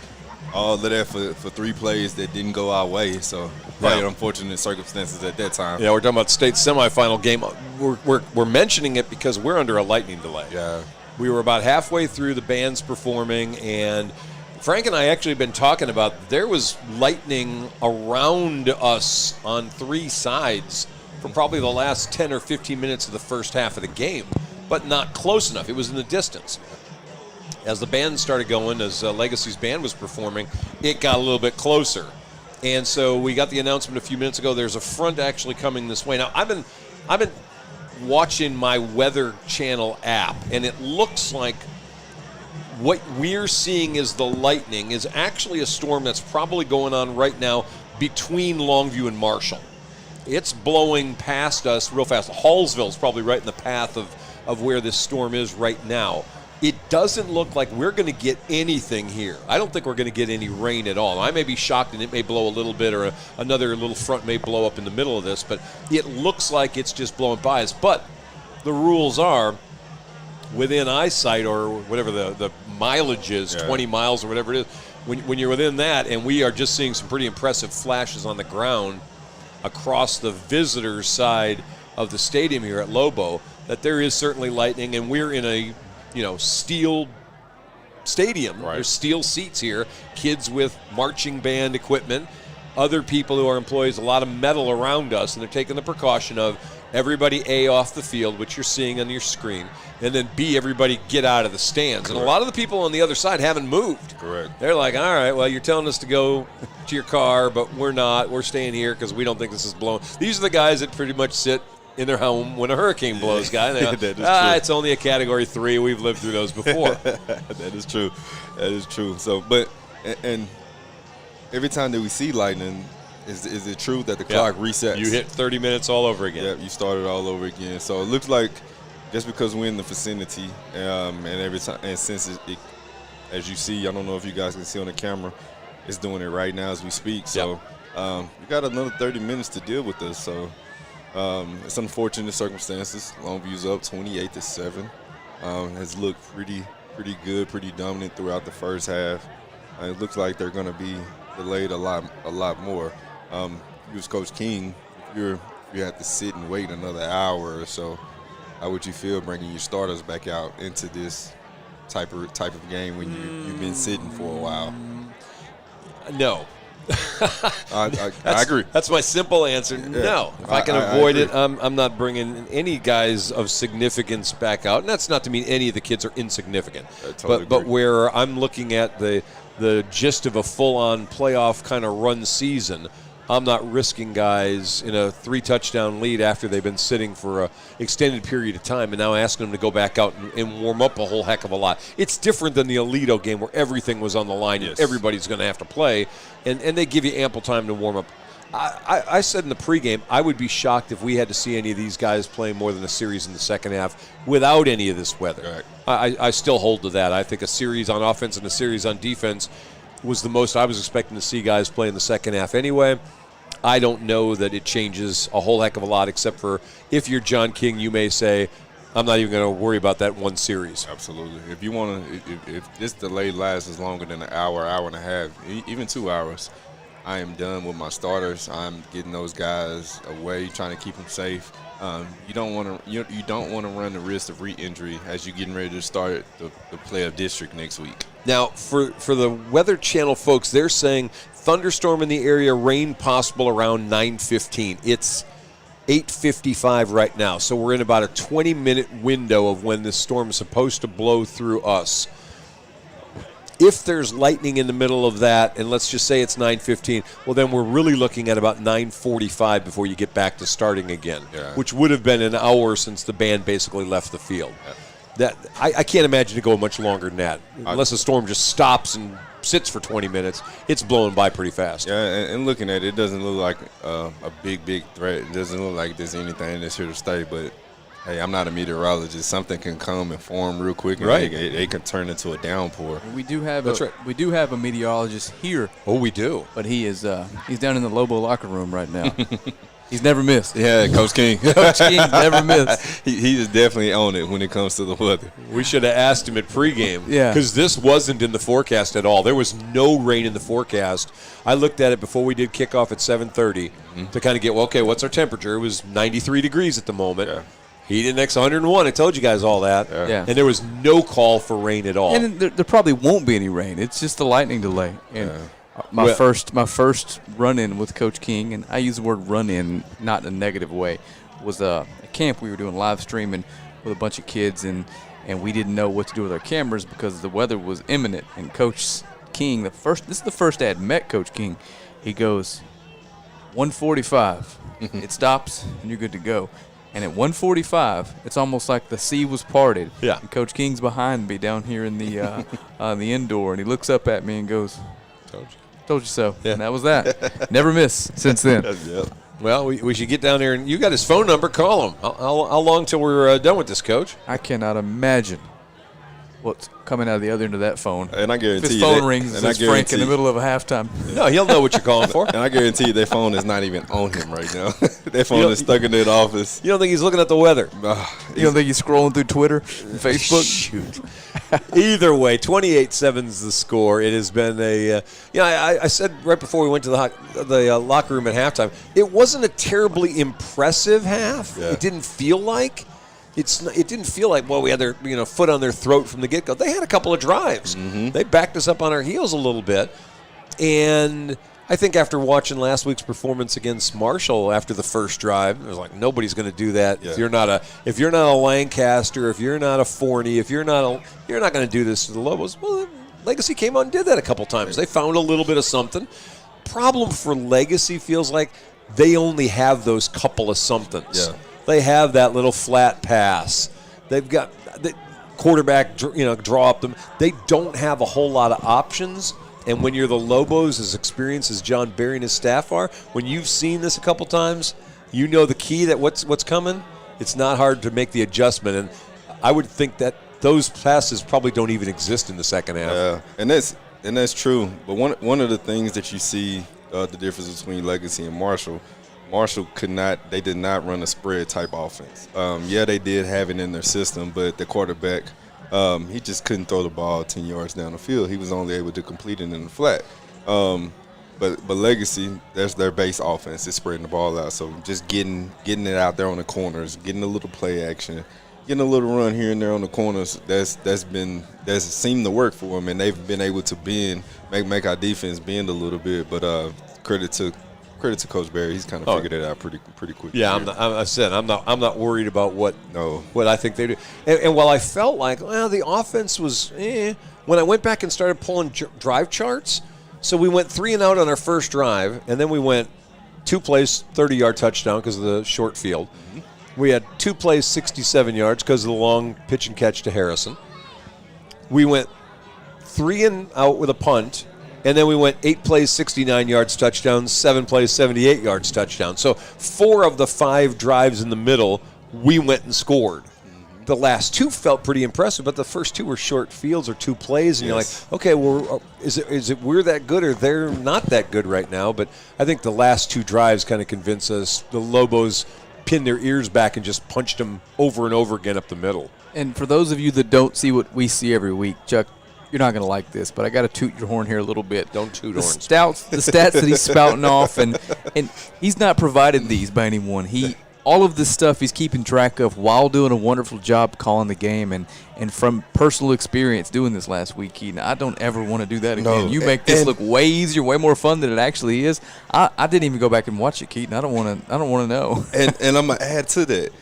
Chuck wasn't even there. Yeah, he still was keeping up with stats. So you heard me and Keaton talking about the stats of the game. It wasn't because we were paying attention. It's because Chuck was keeping track and sending us text messages. Well, I had COVID and nothing else to do. So, I mean, it was either going to be, snotting all over the place or watching you guys and doing some stats for you while the game was going on last week. And I'm still not got my voice all the way back. It's coming back, though. But this just feels like a Longview legacy game since John King's been the coach. Yeah, it's been all Longview all the time. It's ever since he's taken over the head coach. Should we do the sacrilege thing here? Because a lot of the social media forums the last couple of weeks have speculated about, is it time to end some of these one-sided series? Marshall's been going on 100-plus years. Marshall's won 1 time in John King's era here in 20 years. Yeah. Legacy hasn't beaten him 1 time. Now, we may be district opponents next year, and that's off the conversation anyway because you're scheduled.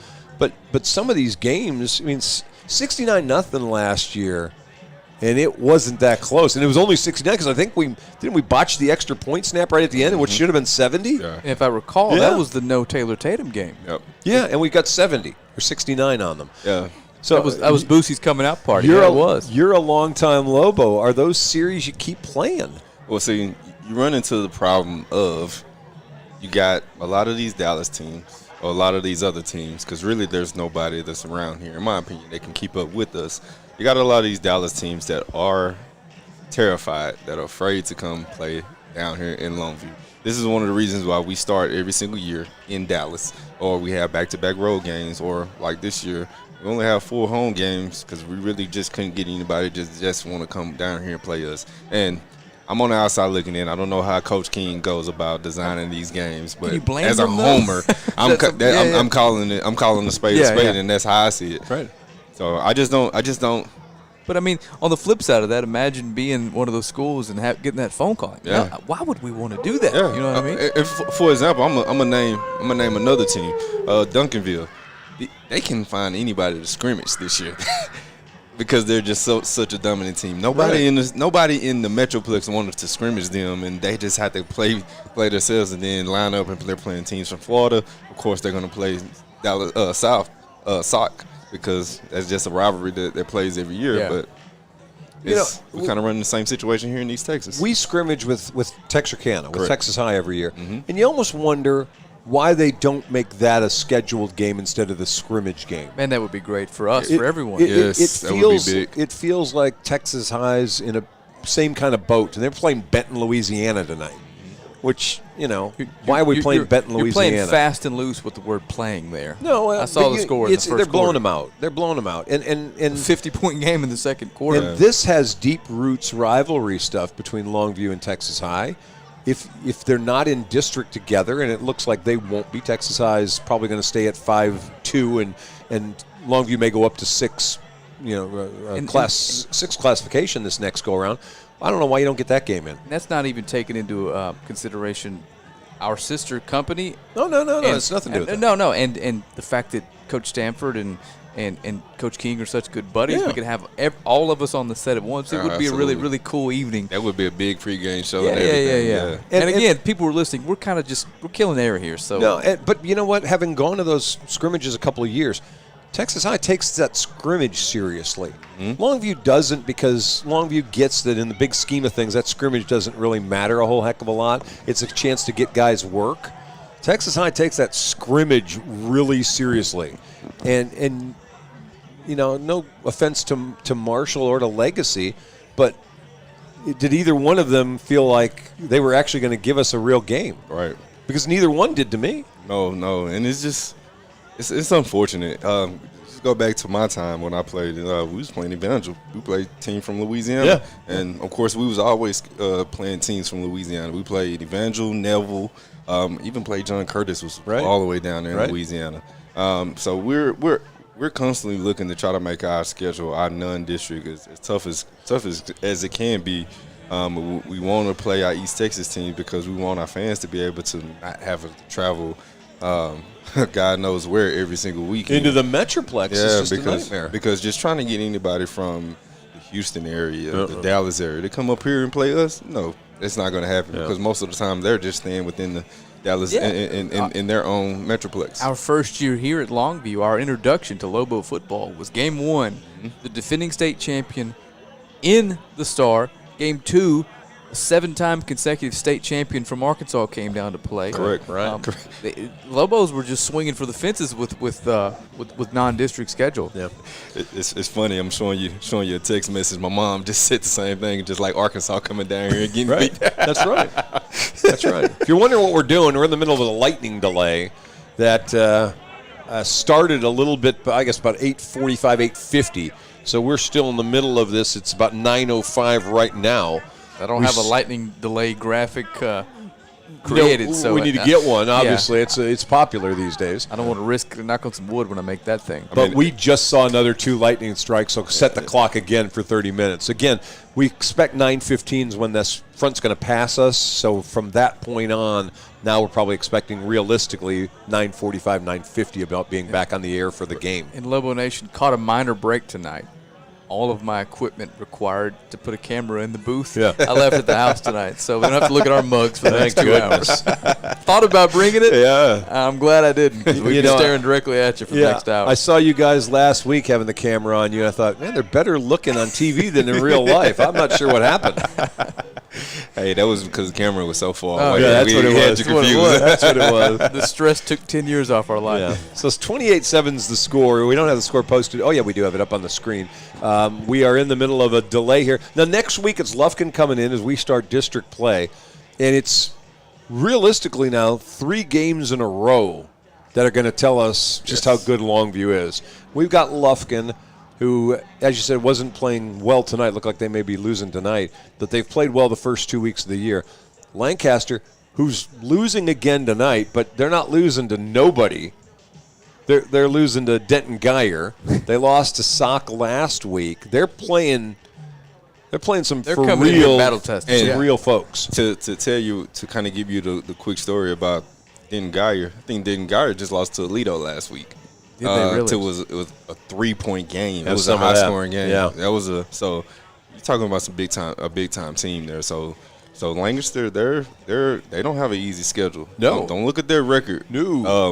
And we have to go there. Yeah, don't look at their record when we go play them if they're 2-2, and think that we got this game won. No, we have to show up and play them there. And trust me, we have beaten them in the last 2 years. Yeah. They have a bad taste in their mouth. We saw it in the basketball playoffs. Yeah. They do not like Longview. No, not at all. They knocked us out of the playoffs. Yeah, they right? was happy to beat us in basketball and let us hear it. Mm-hmm. And we have to go to Forney. Yeah. Which is the third one. And Forney's putting up, pinball game numbers. So you kind of wonder. Again, I haven't looked at the strength of competition Forney's been playing, but Forney's going to be 3-0 after tonight. Yeah. And We get them at their place in 3 weeks, 4 weeks, whatever it is. That's, again, going to be a game, I think, that's a little more difficult than we would have anticipated. And in past years were probably blowouts in favor of the Lobos. This time around, this may be Forney's year of being good enough to test Longview as well. And I'll be honest with you. I mean, last year we ran the table and got to the state semifinal game, but seeing Lancaster up and better, seeing Lufkin hopefully up and better, seeing Tyler looking like they're maybe Rashawn Woods is figuring out a little bit what to do with that group up and better, seeing Forney up and better. I think if you're Longview, those games may be much more competitive than they've been the last couple of years and may be better for you in the playoffs because of it. Absolutely. Being able to get tested like that in district just bodes well for you going into the playoffs because you're battle tested. You know what you got in all phases of your game. You know what your weaknesses are. You know what your strengths are. You know exactly what it is that takes for you to go out there and play winning football, and instead of just playing on the fly or hoping that your guys don't get winded in the second half because you've been blowing so many teams out and you're sitting down. Right. So playing a good district schedule makes it tougher, or makes you a better team going into the playoffs. And as we watch who Lancaster's playing, we know they're going to come in. When we go there, they're going to have seen 3 or 4 legit schools they had to get all the way up for to be able to deal with. For all intents and purposes, it'll be 2 versus 3 in the state. They technically aren't ranked 3 anymore because of a loss last week that probably shouldn't have knocked them out of the top 10. Shouldn't have mattered. But it did for some folks. But like Chuck said, don't be deceived by that record when you get to Lancaster. That is a fantastic football team. Fantastic football team. They got players going. Got players going Division I probably just as much as we do. One of the top safeties in the state, a top running back. Those guys are arguably 1 and 2 at their positions across the board. I mean, they played as good as anybody did last year at home. And think about it. They had two sophomore quarterbacks last year, and they actually did us a favor. I hope they're not listening, but they did us a favor by when they took the scat back out. Right. That's right. So they did us a favor then, which we all knew that guy, he was the engine to that offense. Yep. Chuck Zach, Keaton Daniels, Frank Sides were hanging out still watching the lightning. It's beautiful to watch it here in the press box. Oh, yeah. As you watch it lighten up the sky around us. So far, no rain. Wind hasn't done anything. Again, we're seeing the lightning a little bit off to the distance. It's gotten a little closer, but we're working into that window now where we're probably about to start seeing it pass us by. And we just saw a lightning strike just a minute ago, so we're, again, kind of resetting that clock and expecting, if you're a Lobo fan, we should be back. We're hoping to be back on the air probably in the neighborhood of 30 to 35 minutes, 40 minutes from now with the game resuming. And we'll start the second half right from scratch. So to keep it kind of Lobo themed, a big game tomorrow night down in Tuscaloosa. Former Lobo looked like he's going to get a little run in primetime against the Longhorns. Oh yeah, every little bit of chance that he can get out there on that field and get a chance of the Saturday Night Lights. He's going to get more confident. It bodes well for the rest of his freshman year that in his first game they targeted him 4 times and 2 of them were one-on-one go-get-it type. And jump balls. Yeah, and the coaching staff they're knowing what they're doing. He's probably easily one of their best players, but you put him out there in that lights too early, you might lose him because he might not know what's going on, or he might get lost in the lights. He didn't look like the kid that I know. Chuck. This dude's got biceps now, like real man biceps. They're putting him to work. It's his job now. Yeah, him leaving in December or January. It bodes well for him because he even came back from graduation looking like he's definitely put on 10, 15 pounds then. Yeah. Just exciting time for Lobo fans, even on Saturdays. Like, you turn the television on next year, you're going to see one of your Lobos. SEC, I guess both of them. Both of them. Well, I'm about to say, he'll be in the SEC. No, he won't. No, they'd be Big 12 then. No, but are we ready for Alabama and Oklahoma and seeing Taylor and Jalen lining up? That's going to be great. On opposite sides of the field against each other. I mean, that's crazy to think about. Which one's closer, Norman? Norman's my goodness. So Norman, trying to get to Norman, it might be something to think about next year. I'm sure Taylor's dad's got some frequent flyer miles left. Hey, I need to hit him up right now and just like, hey, man, we need to go to that game. He just needs to put a bus together. Absolutely. And just take a bus up to Norman and watch Jalen and Taylor play a couple of years from now. We'll see what the schedule does. There's no telling how they'll protect Alabama in particular, you would expect, in making the schedule. I don't know they would get Oklahoma. If they can play that game, I'll tell you what, if they can play that game, not next year in Oklahoma, but the year after that, I guarantee you Taylor's going to be really playing at that time. Jalen will probably be on.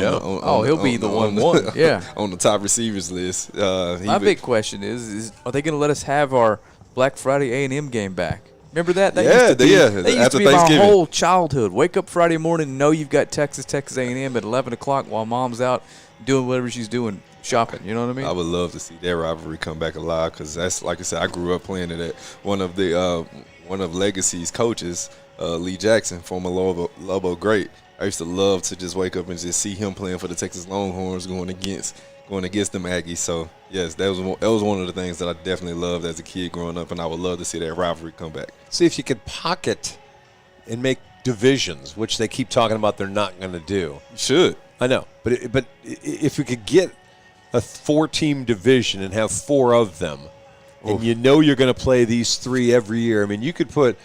Depending on your who you like, you could get Texas and A&M, OU and Arkansas, or OU and LSU, and have that be your division, if you will, and you know you'd get Texas and A&M every single year. I guarantee you, if you do that, they're going to probably add a little bit more teams to it, and then it's going to ruin college football.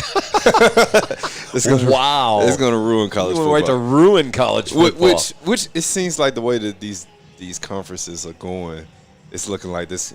It's going to be hard. You're going to need a phone by you to see who's in what conference every single week now. The funniest thing is, you've heard that phrase.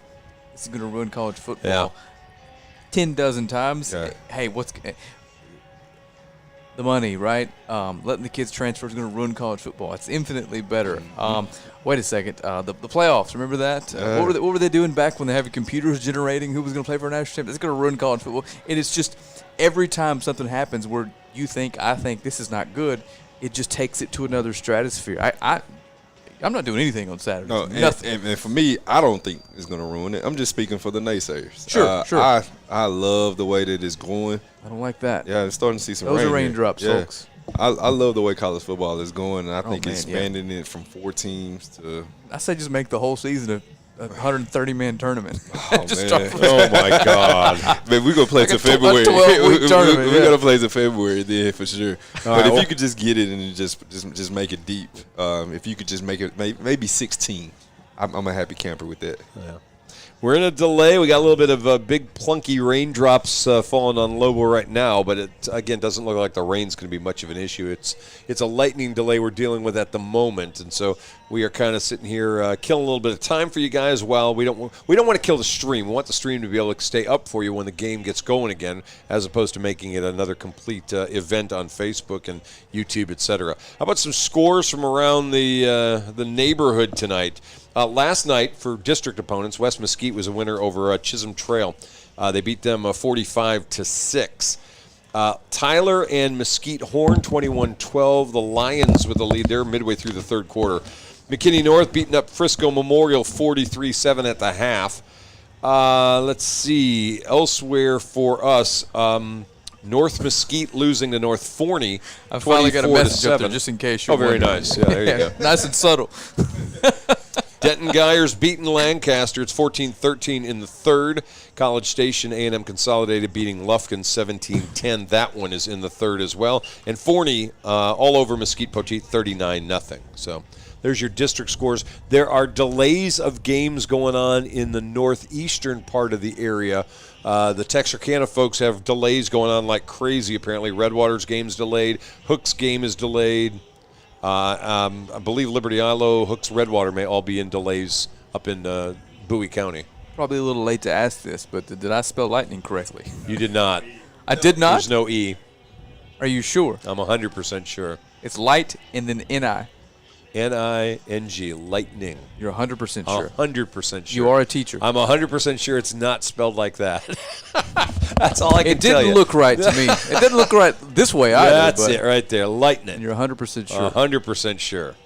We got English teachers that are watching. They need to confirm if it's spelled right for you now. Keaton typed that out. No. We're not gonna go with that one. That's on Keaton. That actually does look right now. I'm sorry. There you go. We're good now. So anyway, we are at the half. Frank, I'll take one for the team. Oh, you're going to take that? No, it wasn't me. Nice. I'm kidding. Yeah, we're at the half right now. 28-7 our score. Kind of waiting out this lightning to blow by us. We're experts at this. We did this for 2+ hours last December as the state semifinal. We were literally in the elements, rain. though. Yeah, out in it. You know, I had the case that I have with me. I carry all my stuff in. I did not open up again until 2 weeks ago when we got ready for the first game of the season. All my stuff that we had done that night, everything had been soaked. I just stuffed all the paper in. All that paper came out. Of course, it was dry now, but all had been wet. All the ink had run off of everything. There was rust on some of the metal stuff I had, like paper clips and all. I opened it up and went, I'll be darned. I can't believe I hadn't touched this thing in almost 300 days, but I hadn't. 300 days it sat there and had not been touched, and I'm going to try not to do that ever again because it was a bad smell as well. Didn't have a good smell to it. But anyway, we're at the half. An extended half because of Mother Nature. What's that? We just discovered that the opposing team's name has been misspelled this entire time. That one is not on me. Hey, you run down there and let him know. You're going to blame the school on that one? I'm just. That's true. I'm not blaming anybody. We haven't paid attention to it, but I've already proven to Lobo Nation I cannot spell, so I would own that. Okay, well, we'll do that then. If you're at the house watching, you got probably a half hour. Grab something to eat, make some popcorn, do whatever. We've got a little bit more time before we roll here for half number 2. But I haven't seen lightning here in just a couple of minutes. So I'm thinking, it's blowing away from us. Yeah. It's blowing off to our right, which I'm guessing is going to be our what? If I'm going my directions here, south. That's the wrong it's blowing to our south. Which is where this front was supposed to be heading. So we're getting to a place where it's about to blow through us to a south, and that should get us to a place where we can start actually counting down the 30 minutes that you have on lightning delays. And they still have the clock sitting at 30. You can see it on your screen. Once that starts counting down, we've seen the last lightning strike, and then we just have to wait till it hits all zeros where we can begin the game again. So I say we run a couple commercials and come back because we're getting into Frank unscripted territory. So I'm going to rein it back in, run a few commercials. We'll come back and see if we can entertain you for a little bit longer. Minimum of 30 minutes before we're back underway here at Lobo Stadium. You have been listening to Chuck Zach's Power Hour here live on Longview Game Day. We'll be back in a couple minutes.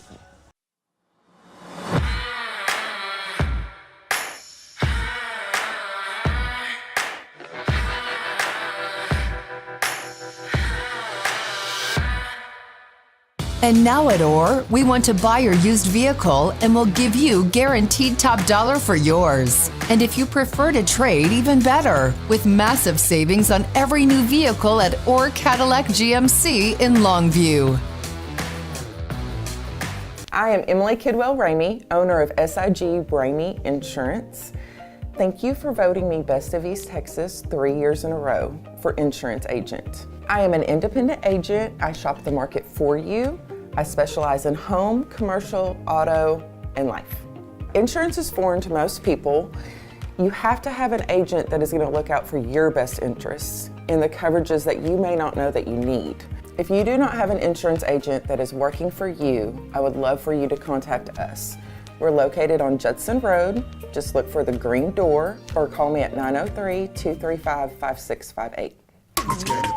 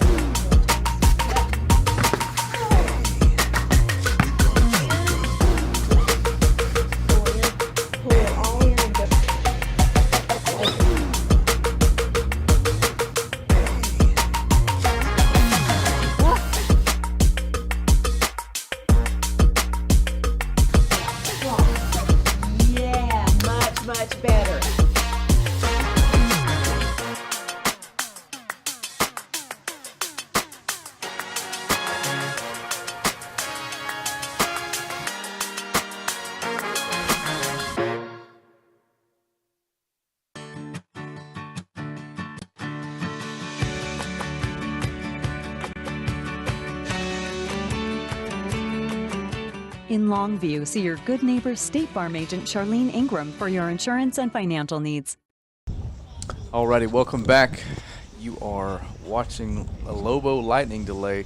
And just reminded me I am going to kill my mic and grab my crud mic out of this rain. Ah, okay. Well, see you, Frank. There was Frank, who's now not with us anymore. We are getting rain now, and you can see it on the screen. For the first time, we're starting to get rain. So where we thought maybe that was blowing by, now we're getting the rain part of this. So again, we're still on the 30-minute countdown that has not moved, which means we will. You good there, Frank? We'll wait for that to happen.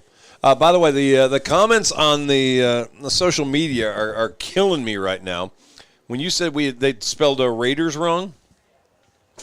Somebody decided to spell it for you and said it was Losers, which I thought was a little uncalled for. Just being honest with you. Just a little uncalled for. Over the top. Funny, but a little uncalled for. So we're making sure they correct that. If they spell it that way, we know that somebody's got an inside track to our graphics guy. We're in a lightning delay right now, as it's now just turned from lightning to a rain. Not delay. We would probably be playing if it was just rain coming down, but we're in a weather thing as this keeps blowing by us. 28-7 Lobos with the lead. And you start to wonder, somebody asked, is the band going to come out at all? Will the big green marching machine come out on the field if we get this weather out of the way? Now, in all fairness, usually they give the players about 15 or 20 minutes to warm back up again after they've had an extended delay. Right. You wonder if they would use that time to allow the band to come out and do their performance. Yeah, with the crowd like it is, with the circumstances like it is, I would definitely highly think that we would not see the band tonight. They took for cover real quick, and I know. I don't blame them. Yeah, and out of the safety of them, I guarantee you that if it is, you may see a smaller crew. But I don't see them actually coming out and perform because there's nobody here to even see it anyway. Well, I'm assuming we still got people in the parking lot. Yeah. I'm betting people are still but you around. See, like, if you look over here in the crowd, in the stands over there in the parking lot, a lot of people is definitely kind of cleared out. That was a big lightning. And I think a lot of it probably depends on how many more delays we have. That's true. We don't want to run the risk of running this thing till midnight if we don't have to. You know what I mean? If we're looking at a whole another hour, the chances of that definitely increases that they won't be out. Well, the second part of the question then is, where do we get to a stage where the coaches decide that's enough? Yeah. It's a non-district game. It's been a pretty convincing 28-7 first half. I mean, I'm sure Coach King would like to have some more work, but we've just taken this surface from being dry and fast to being slick now. Yeah, I'm sure Coach King is probably gonna let the other coach kind of call that. And I would think that would be the thing too. If I'm that guy, if I'm Bo Trahan, if I'm Coach Trahan, I'm probably looking at it with the same thing.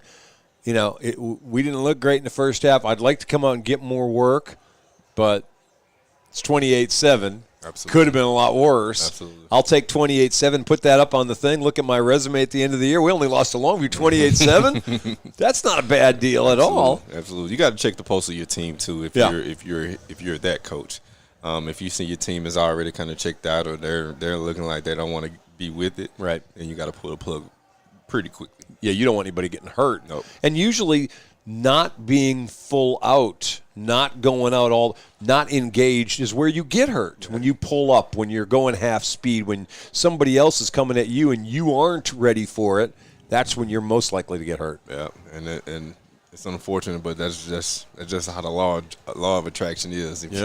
If one is pulling and the other one isn't, guess who's definitely going to get the bad end of the stick. Yeah, we're getting a little wind picking up now. The flag's going in, and actually the goalposts, which are kind of out of your view, are rocking back and forth as well. So we've got a little bit of a increased wind. And this thing may have shifted just a little bit in a different direction to continue to blow weather our way. It hasn't been a terrible amount of rain. It's not like we had, torrential downpour.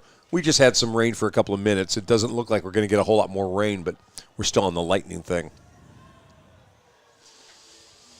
All right, well, we're sitting here at the half. We've gotten a chance to see Tyler Legacy Raider band. We didn't get a chance to see the Longview band. And if you're a band kid or a band parent, this night's for you too. This is homecoming. Yeah. And so what typically is your largest crowd of the season just got washed away, if you will. But you've prepared for the last 3-4 weeks. I mean, this is the first home game. So you have a chance to perform in front of your folks, and then you don't get to. Disappointing for those kids and for their parents. And we forget sometimes that Friday nights are not just a football event. It's a drill team event. Absolutely. It's a color guard event. It's a band event. It's a lot of people that put a lot of work in, and a lot of kids this 28 minutes in between, or 14 for each school, that's their moment to perform. And to think about it, too, you also got a lot of these class reunions in town. Yep. A lot of people coming into town, so you know it was festive all over. You had people all over that just hadn't been here in a while. So former Vuettes, former band members, they was definitely here to see that too as well. So not being able to put on a performance in front of them has definitely had to hurt a little bit. So for those of you who don't know, I don't know if it's too personal, but Chuck has hosted a sports radio show for how long now?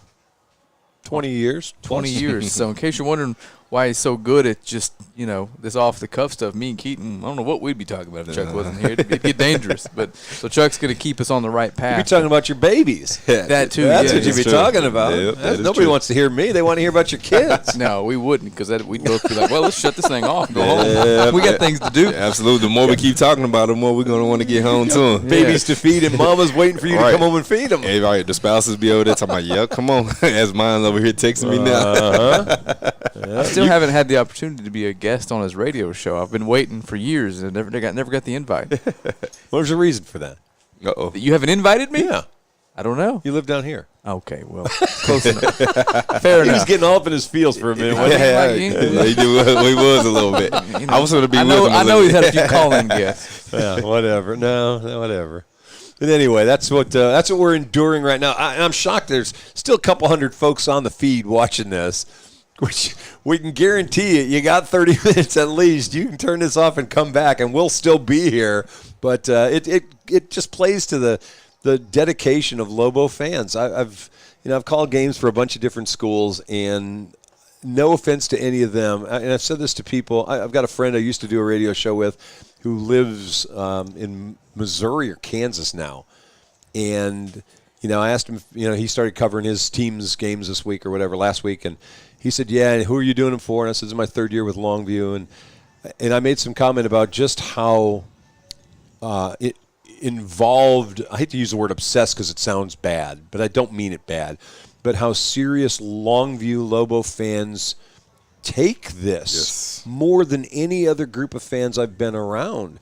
And so while I'm watching the feed, and I'm watching a couple hundred people still watching a rain delay on a homecoming blowout of Legacy, it's just they want to watch their Lobos. Yeah, it's big. Football around here, just kind of going off of my time as a Lobo. Before that, Friday night, you knew exactly what you was doing. I would show up. My mom used to work the visitor side of the stands here. And we would show up. I would show up hours before the game and would just sit and watch the Lobos go through warm-ups, go through everything that they was doing. And then when I was a bleacher creature down here behind the goalpost, there was a little stand spot for us. We was playing football while the football game was going on, and we was extremely excited about it. And if we saw the Lobos about to come to our side and score, we would stop literally what we was doing and watch them and trying to shake hands with them as they was coming across. So as a kid, being a Lobo was something that you always dreamed of being, and so that's why it's big now. And for me, being a Lobo, I am not surprised how the fans are taking it. No, you're not. You grew up in it.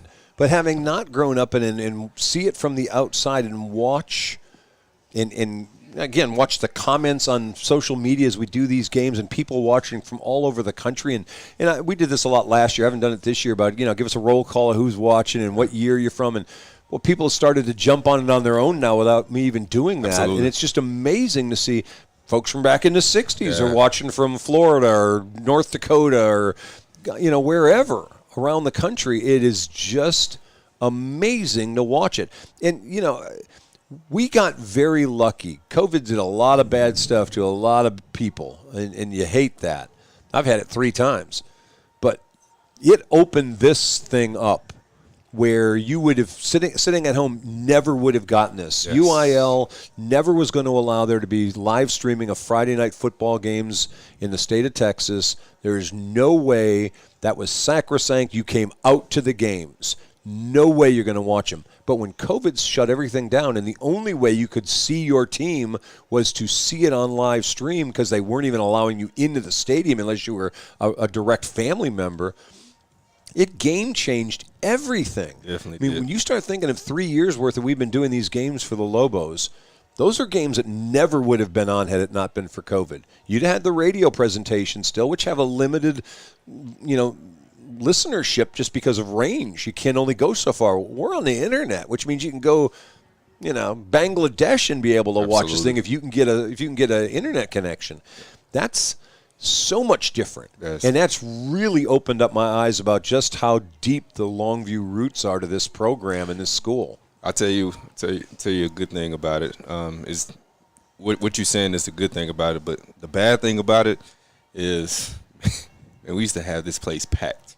Right. In Rocky. No, you're right. So being that ever since COVID has came, it's kind of have wiped out. And also, too, the district that we play in, the dominance that we've shown has also proved another reason why the lack of fans don't come out and show support. Right. Because they already know by halftime they'll probably be leaving. It's a tail whipping. Yeah, it's a tail whipping. Right. So that's why you see playoffs. When playoffs come, that's why you see the crowd, the Lobo Nation will show up in dominance and be loud and be heard. And this is a cat that you're not getting back in that bag, I don't think. Oh, no. This is here forever. No, this streaming thing is, and we're seeing other schools. We went to Lufkin last year, and we left Lufkin, and basically Lufkin had said they need to do this kind of thing. Mm-hmm. They need to have something similar because of what we have done, what had started up in Texarkana and now down here. And you can just see the tentacles going out into other places where other schools or communities are saying, why can't we have that? And don't get me wrong, this is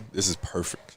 This is absolutely perfect. I love it. What makes it work here is just because everyone's so receptive to what we do and welcoming and having Keaton, you know what I mean? Without you, who would be sitting next to me in these baseball games? You know what I mean? Like, I'd be somebody, but you know what I mean? You're Mr. Lobo. Dude here, I set the over and under at every sporting event, not football, how many times he has to take the headset off and hug somebody at about 13 and a half, and he never hit the under. Well, it's not. I'm not going to.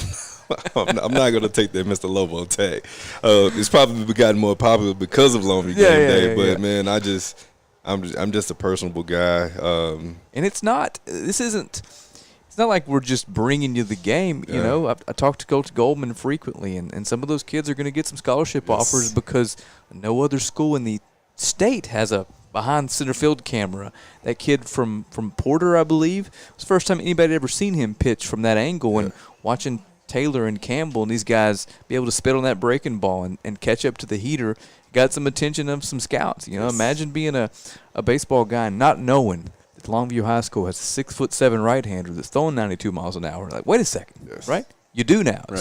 So I'd love to think that there are a lot of benefits to the school and the kids, and obviously the parents love it. Imagine, you know what I mean, if your mom could go back and watch your high school games all over again. As a matter of fact, I'd take that back. You guys spend Thanksgiving watching Lobo football games from 2006. You know what I mean? Hey, I'm telling you right now, my highlight tapes from back then barely work now. Right? No, that's right. Seriously, they barely work now. I sent them to my buddy Tate, who played at Florida, because they was, they had that Urban Meyer documentary, and they was going to try to choose some of the highlights from it.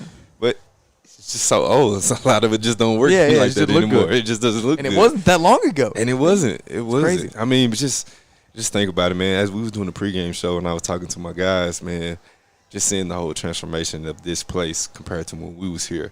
It's I love it. It's night and day. I mean, talk about the transformation Coach has made. Is he a different man today than he was when he was running you all over those backfields? Yes and no. He's still that hard nosed type of guy. Back then he didn't cater to everybody's personality, but now coaching and teaching is a whole lot differently. you can't address us the same way as you address these kids nowadays. They're not supposed to, right? You can. You can, but you're not. You're not supposed to. Yeah, it's not correct. even you can. Yeah. You won't get results. You won't get results, and so you have to. You have different personalities, and as well as we did too. But it was a more old school approach than it was his way or the highway. Yeah, it doesn't work that way no more. And we saw in the pregame, he still loves to cut up with his players. You're Lobo for life. Oh, yes, man. You're his buddy till the day's gone. I mean, and back then when I was in school, just to see Coach King smile, I felt like we was doing something good because he was never smiling. He never smiled. He never smiled. Yeah, and so to see this type of personality in him, or to be on a texting basis, I can call Coach for anything, man. I absolutely love it. He opened his doors for me. I always have, and I always will. So as a former player, I love it.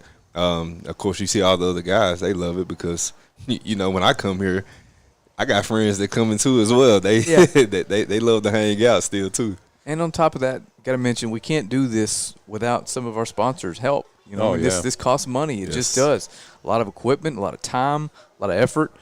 So big shout out to Orr Cadillac GMC. They've been with us since day one. Godarzi and Young, Noble Roofing. I'm telling you, those guys do an excellent job. If some of these storms coming in, mess your roof up, call them, tell them Game Day sent you. RJ Trailers, Juicy Taco. We try to focus on some of the locally owned businesses that kind of, when you think Juicy's Taco, you think Longview, Texas, Juicy's Hamburgers. Charlene Ingram, the insurance agent. Emily Ramey, insurance agent. She's got a son that pitches for the Lobos and pitches well. Motion Church. Let's see if I can list them all off here. Baylor, Scott, and White came on this year. Jim Bartlett Jewelry, special shout out. Got a special announcement coming your way. Well, folks, it looks like if I'm looking down here, and it looks like the game is going to be canceled the rest of the night. Yeah, and what I'm looking at the weather as we are sitting here talking, listening to Frank in particular, that there's another front that started to form to the north between here and Mount Pleasant. That one's actually supposed to hit here in the next half hour or so. And then there's another one behind that coming. So recognizing the fact that you've got at least another 30 minutes, and then the Lightning's got the 30-minute delay before you have to go, you're looking at probably a minimum of an hour and a half. We're at 9:40 right now. We'd be at 11:15 before you get started if we didn't have anything else happen, and it all went perfectly. So PA announcer just made the announcement of the game has been canceled. So this one will go in the books as a 28-7 Longview win. They will go to 2-1 on the year. John King picked up win number 213 on the season, and the Lobos finished non-district 2-1. Get ready for the opening of district back here. Hopefully cooler temperature next week, no rain in the forecast, and the Lufkin Panthers showing up for a very important district opener next Friday night. Absolutely. It's going to be a packed-out night. It's going to be a fun, eventful night. Lufkin definitely looking to come and get some revenge, get their licks back from last year as we put a big whooping on them. Next week's gonna be fun, and I'm looking forward to it. I can't wait to bring it. I think we'll have a better atmosphere here next week than we've had in our 3 years here. I really do. Yeah, those Lufkin fans are going to travel deep. Hey, Lancaster game last year was a big game. It was. I think it was a little bit rainy that day too. So hopefully the weather cooperates Friday. But the way the last couple seasons have gone for us, you never know. Wouldn't be shocked if we have to cancel the pregame. No. Last year it was Lobos 56, Panthers 7. They were unbeaten going into that game at their place, and it didn't take long for us to smack them around and let them recognize the fact that they weren't going to win that game. They don't forget, and they're coming in next Friday. But we're basically finished for tonight. We're not going to elongate this because we've been doing that already for about an hour, and so we'll call it a wrap. Final score is going to be Longview 28 and the Tyler Legacy Raiders 7. Any last thoughts? Hey, enjoy calling the game with you guys. Enjoy seeing Longview come out and kind of establish some dominance, especially towards the later in the second half. They kind of calm themselves down. They kind of get themselves going a little bit. So definitely enjoyed that. Looking to see them carry that into next week and continue dominance on the defense. Nobody walked out of here hurt tonight. Nobody which walked is out what John hurt. King had said Absolutely. beforehand. We got to get out of here with everybody clean. Boozy got a chance to get some carries. Got a touchdown. 2 carries and a touchdown. That's Do you have right. fun on there? Okay. Yep. And we saw Willie on the field. Yeah. Oh, We almost forgot. Oh, Happy yeah. birthday, Willie Nelson. We That's was looking right. for you to make a big play and shout you out there. But before we cut it off, Willie, we got to tell you happy birthday, happy 18th birthday to you. Yes, and for everybody else watching, as soon as we go off the air, go to lisd.org, big yellow banner, read about the bond vote. Yep. And get out, do your civic duty, and vote however you want to vote, but find out what it's about. Schedule a time to come tour the facilities. I promise you, we've got some pictures we can send you if you really want to see. But You don't want to again, see those. We appreciate you guys tuning in. Another edition of Lobo Football here on Longview Game Day. Sorry we couldn't bring the second half to you, but that is absolutely out of our control. So, Chuck, Keaton, we'll see you on the pregame next.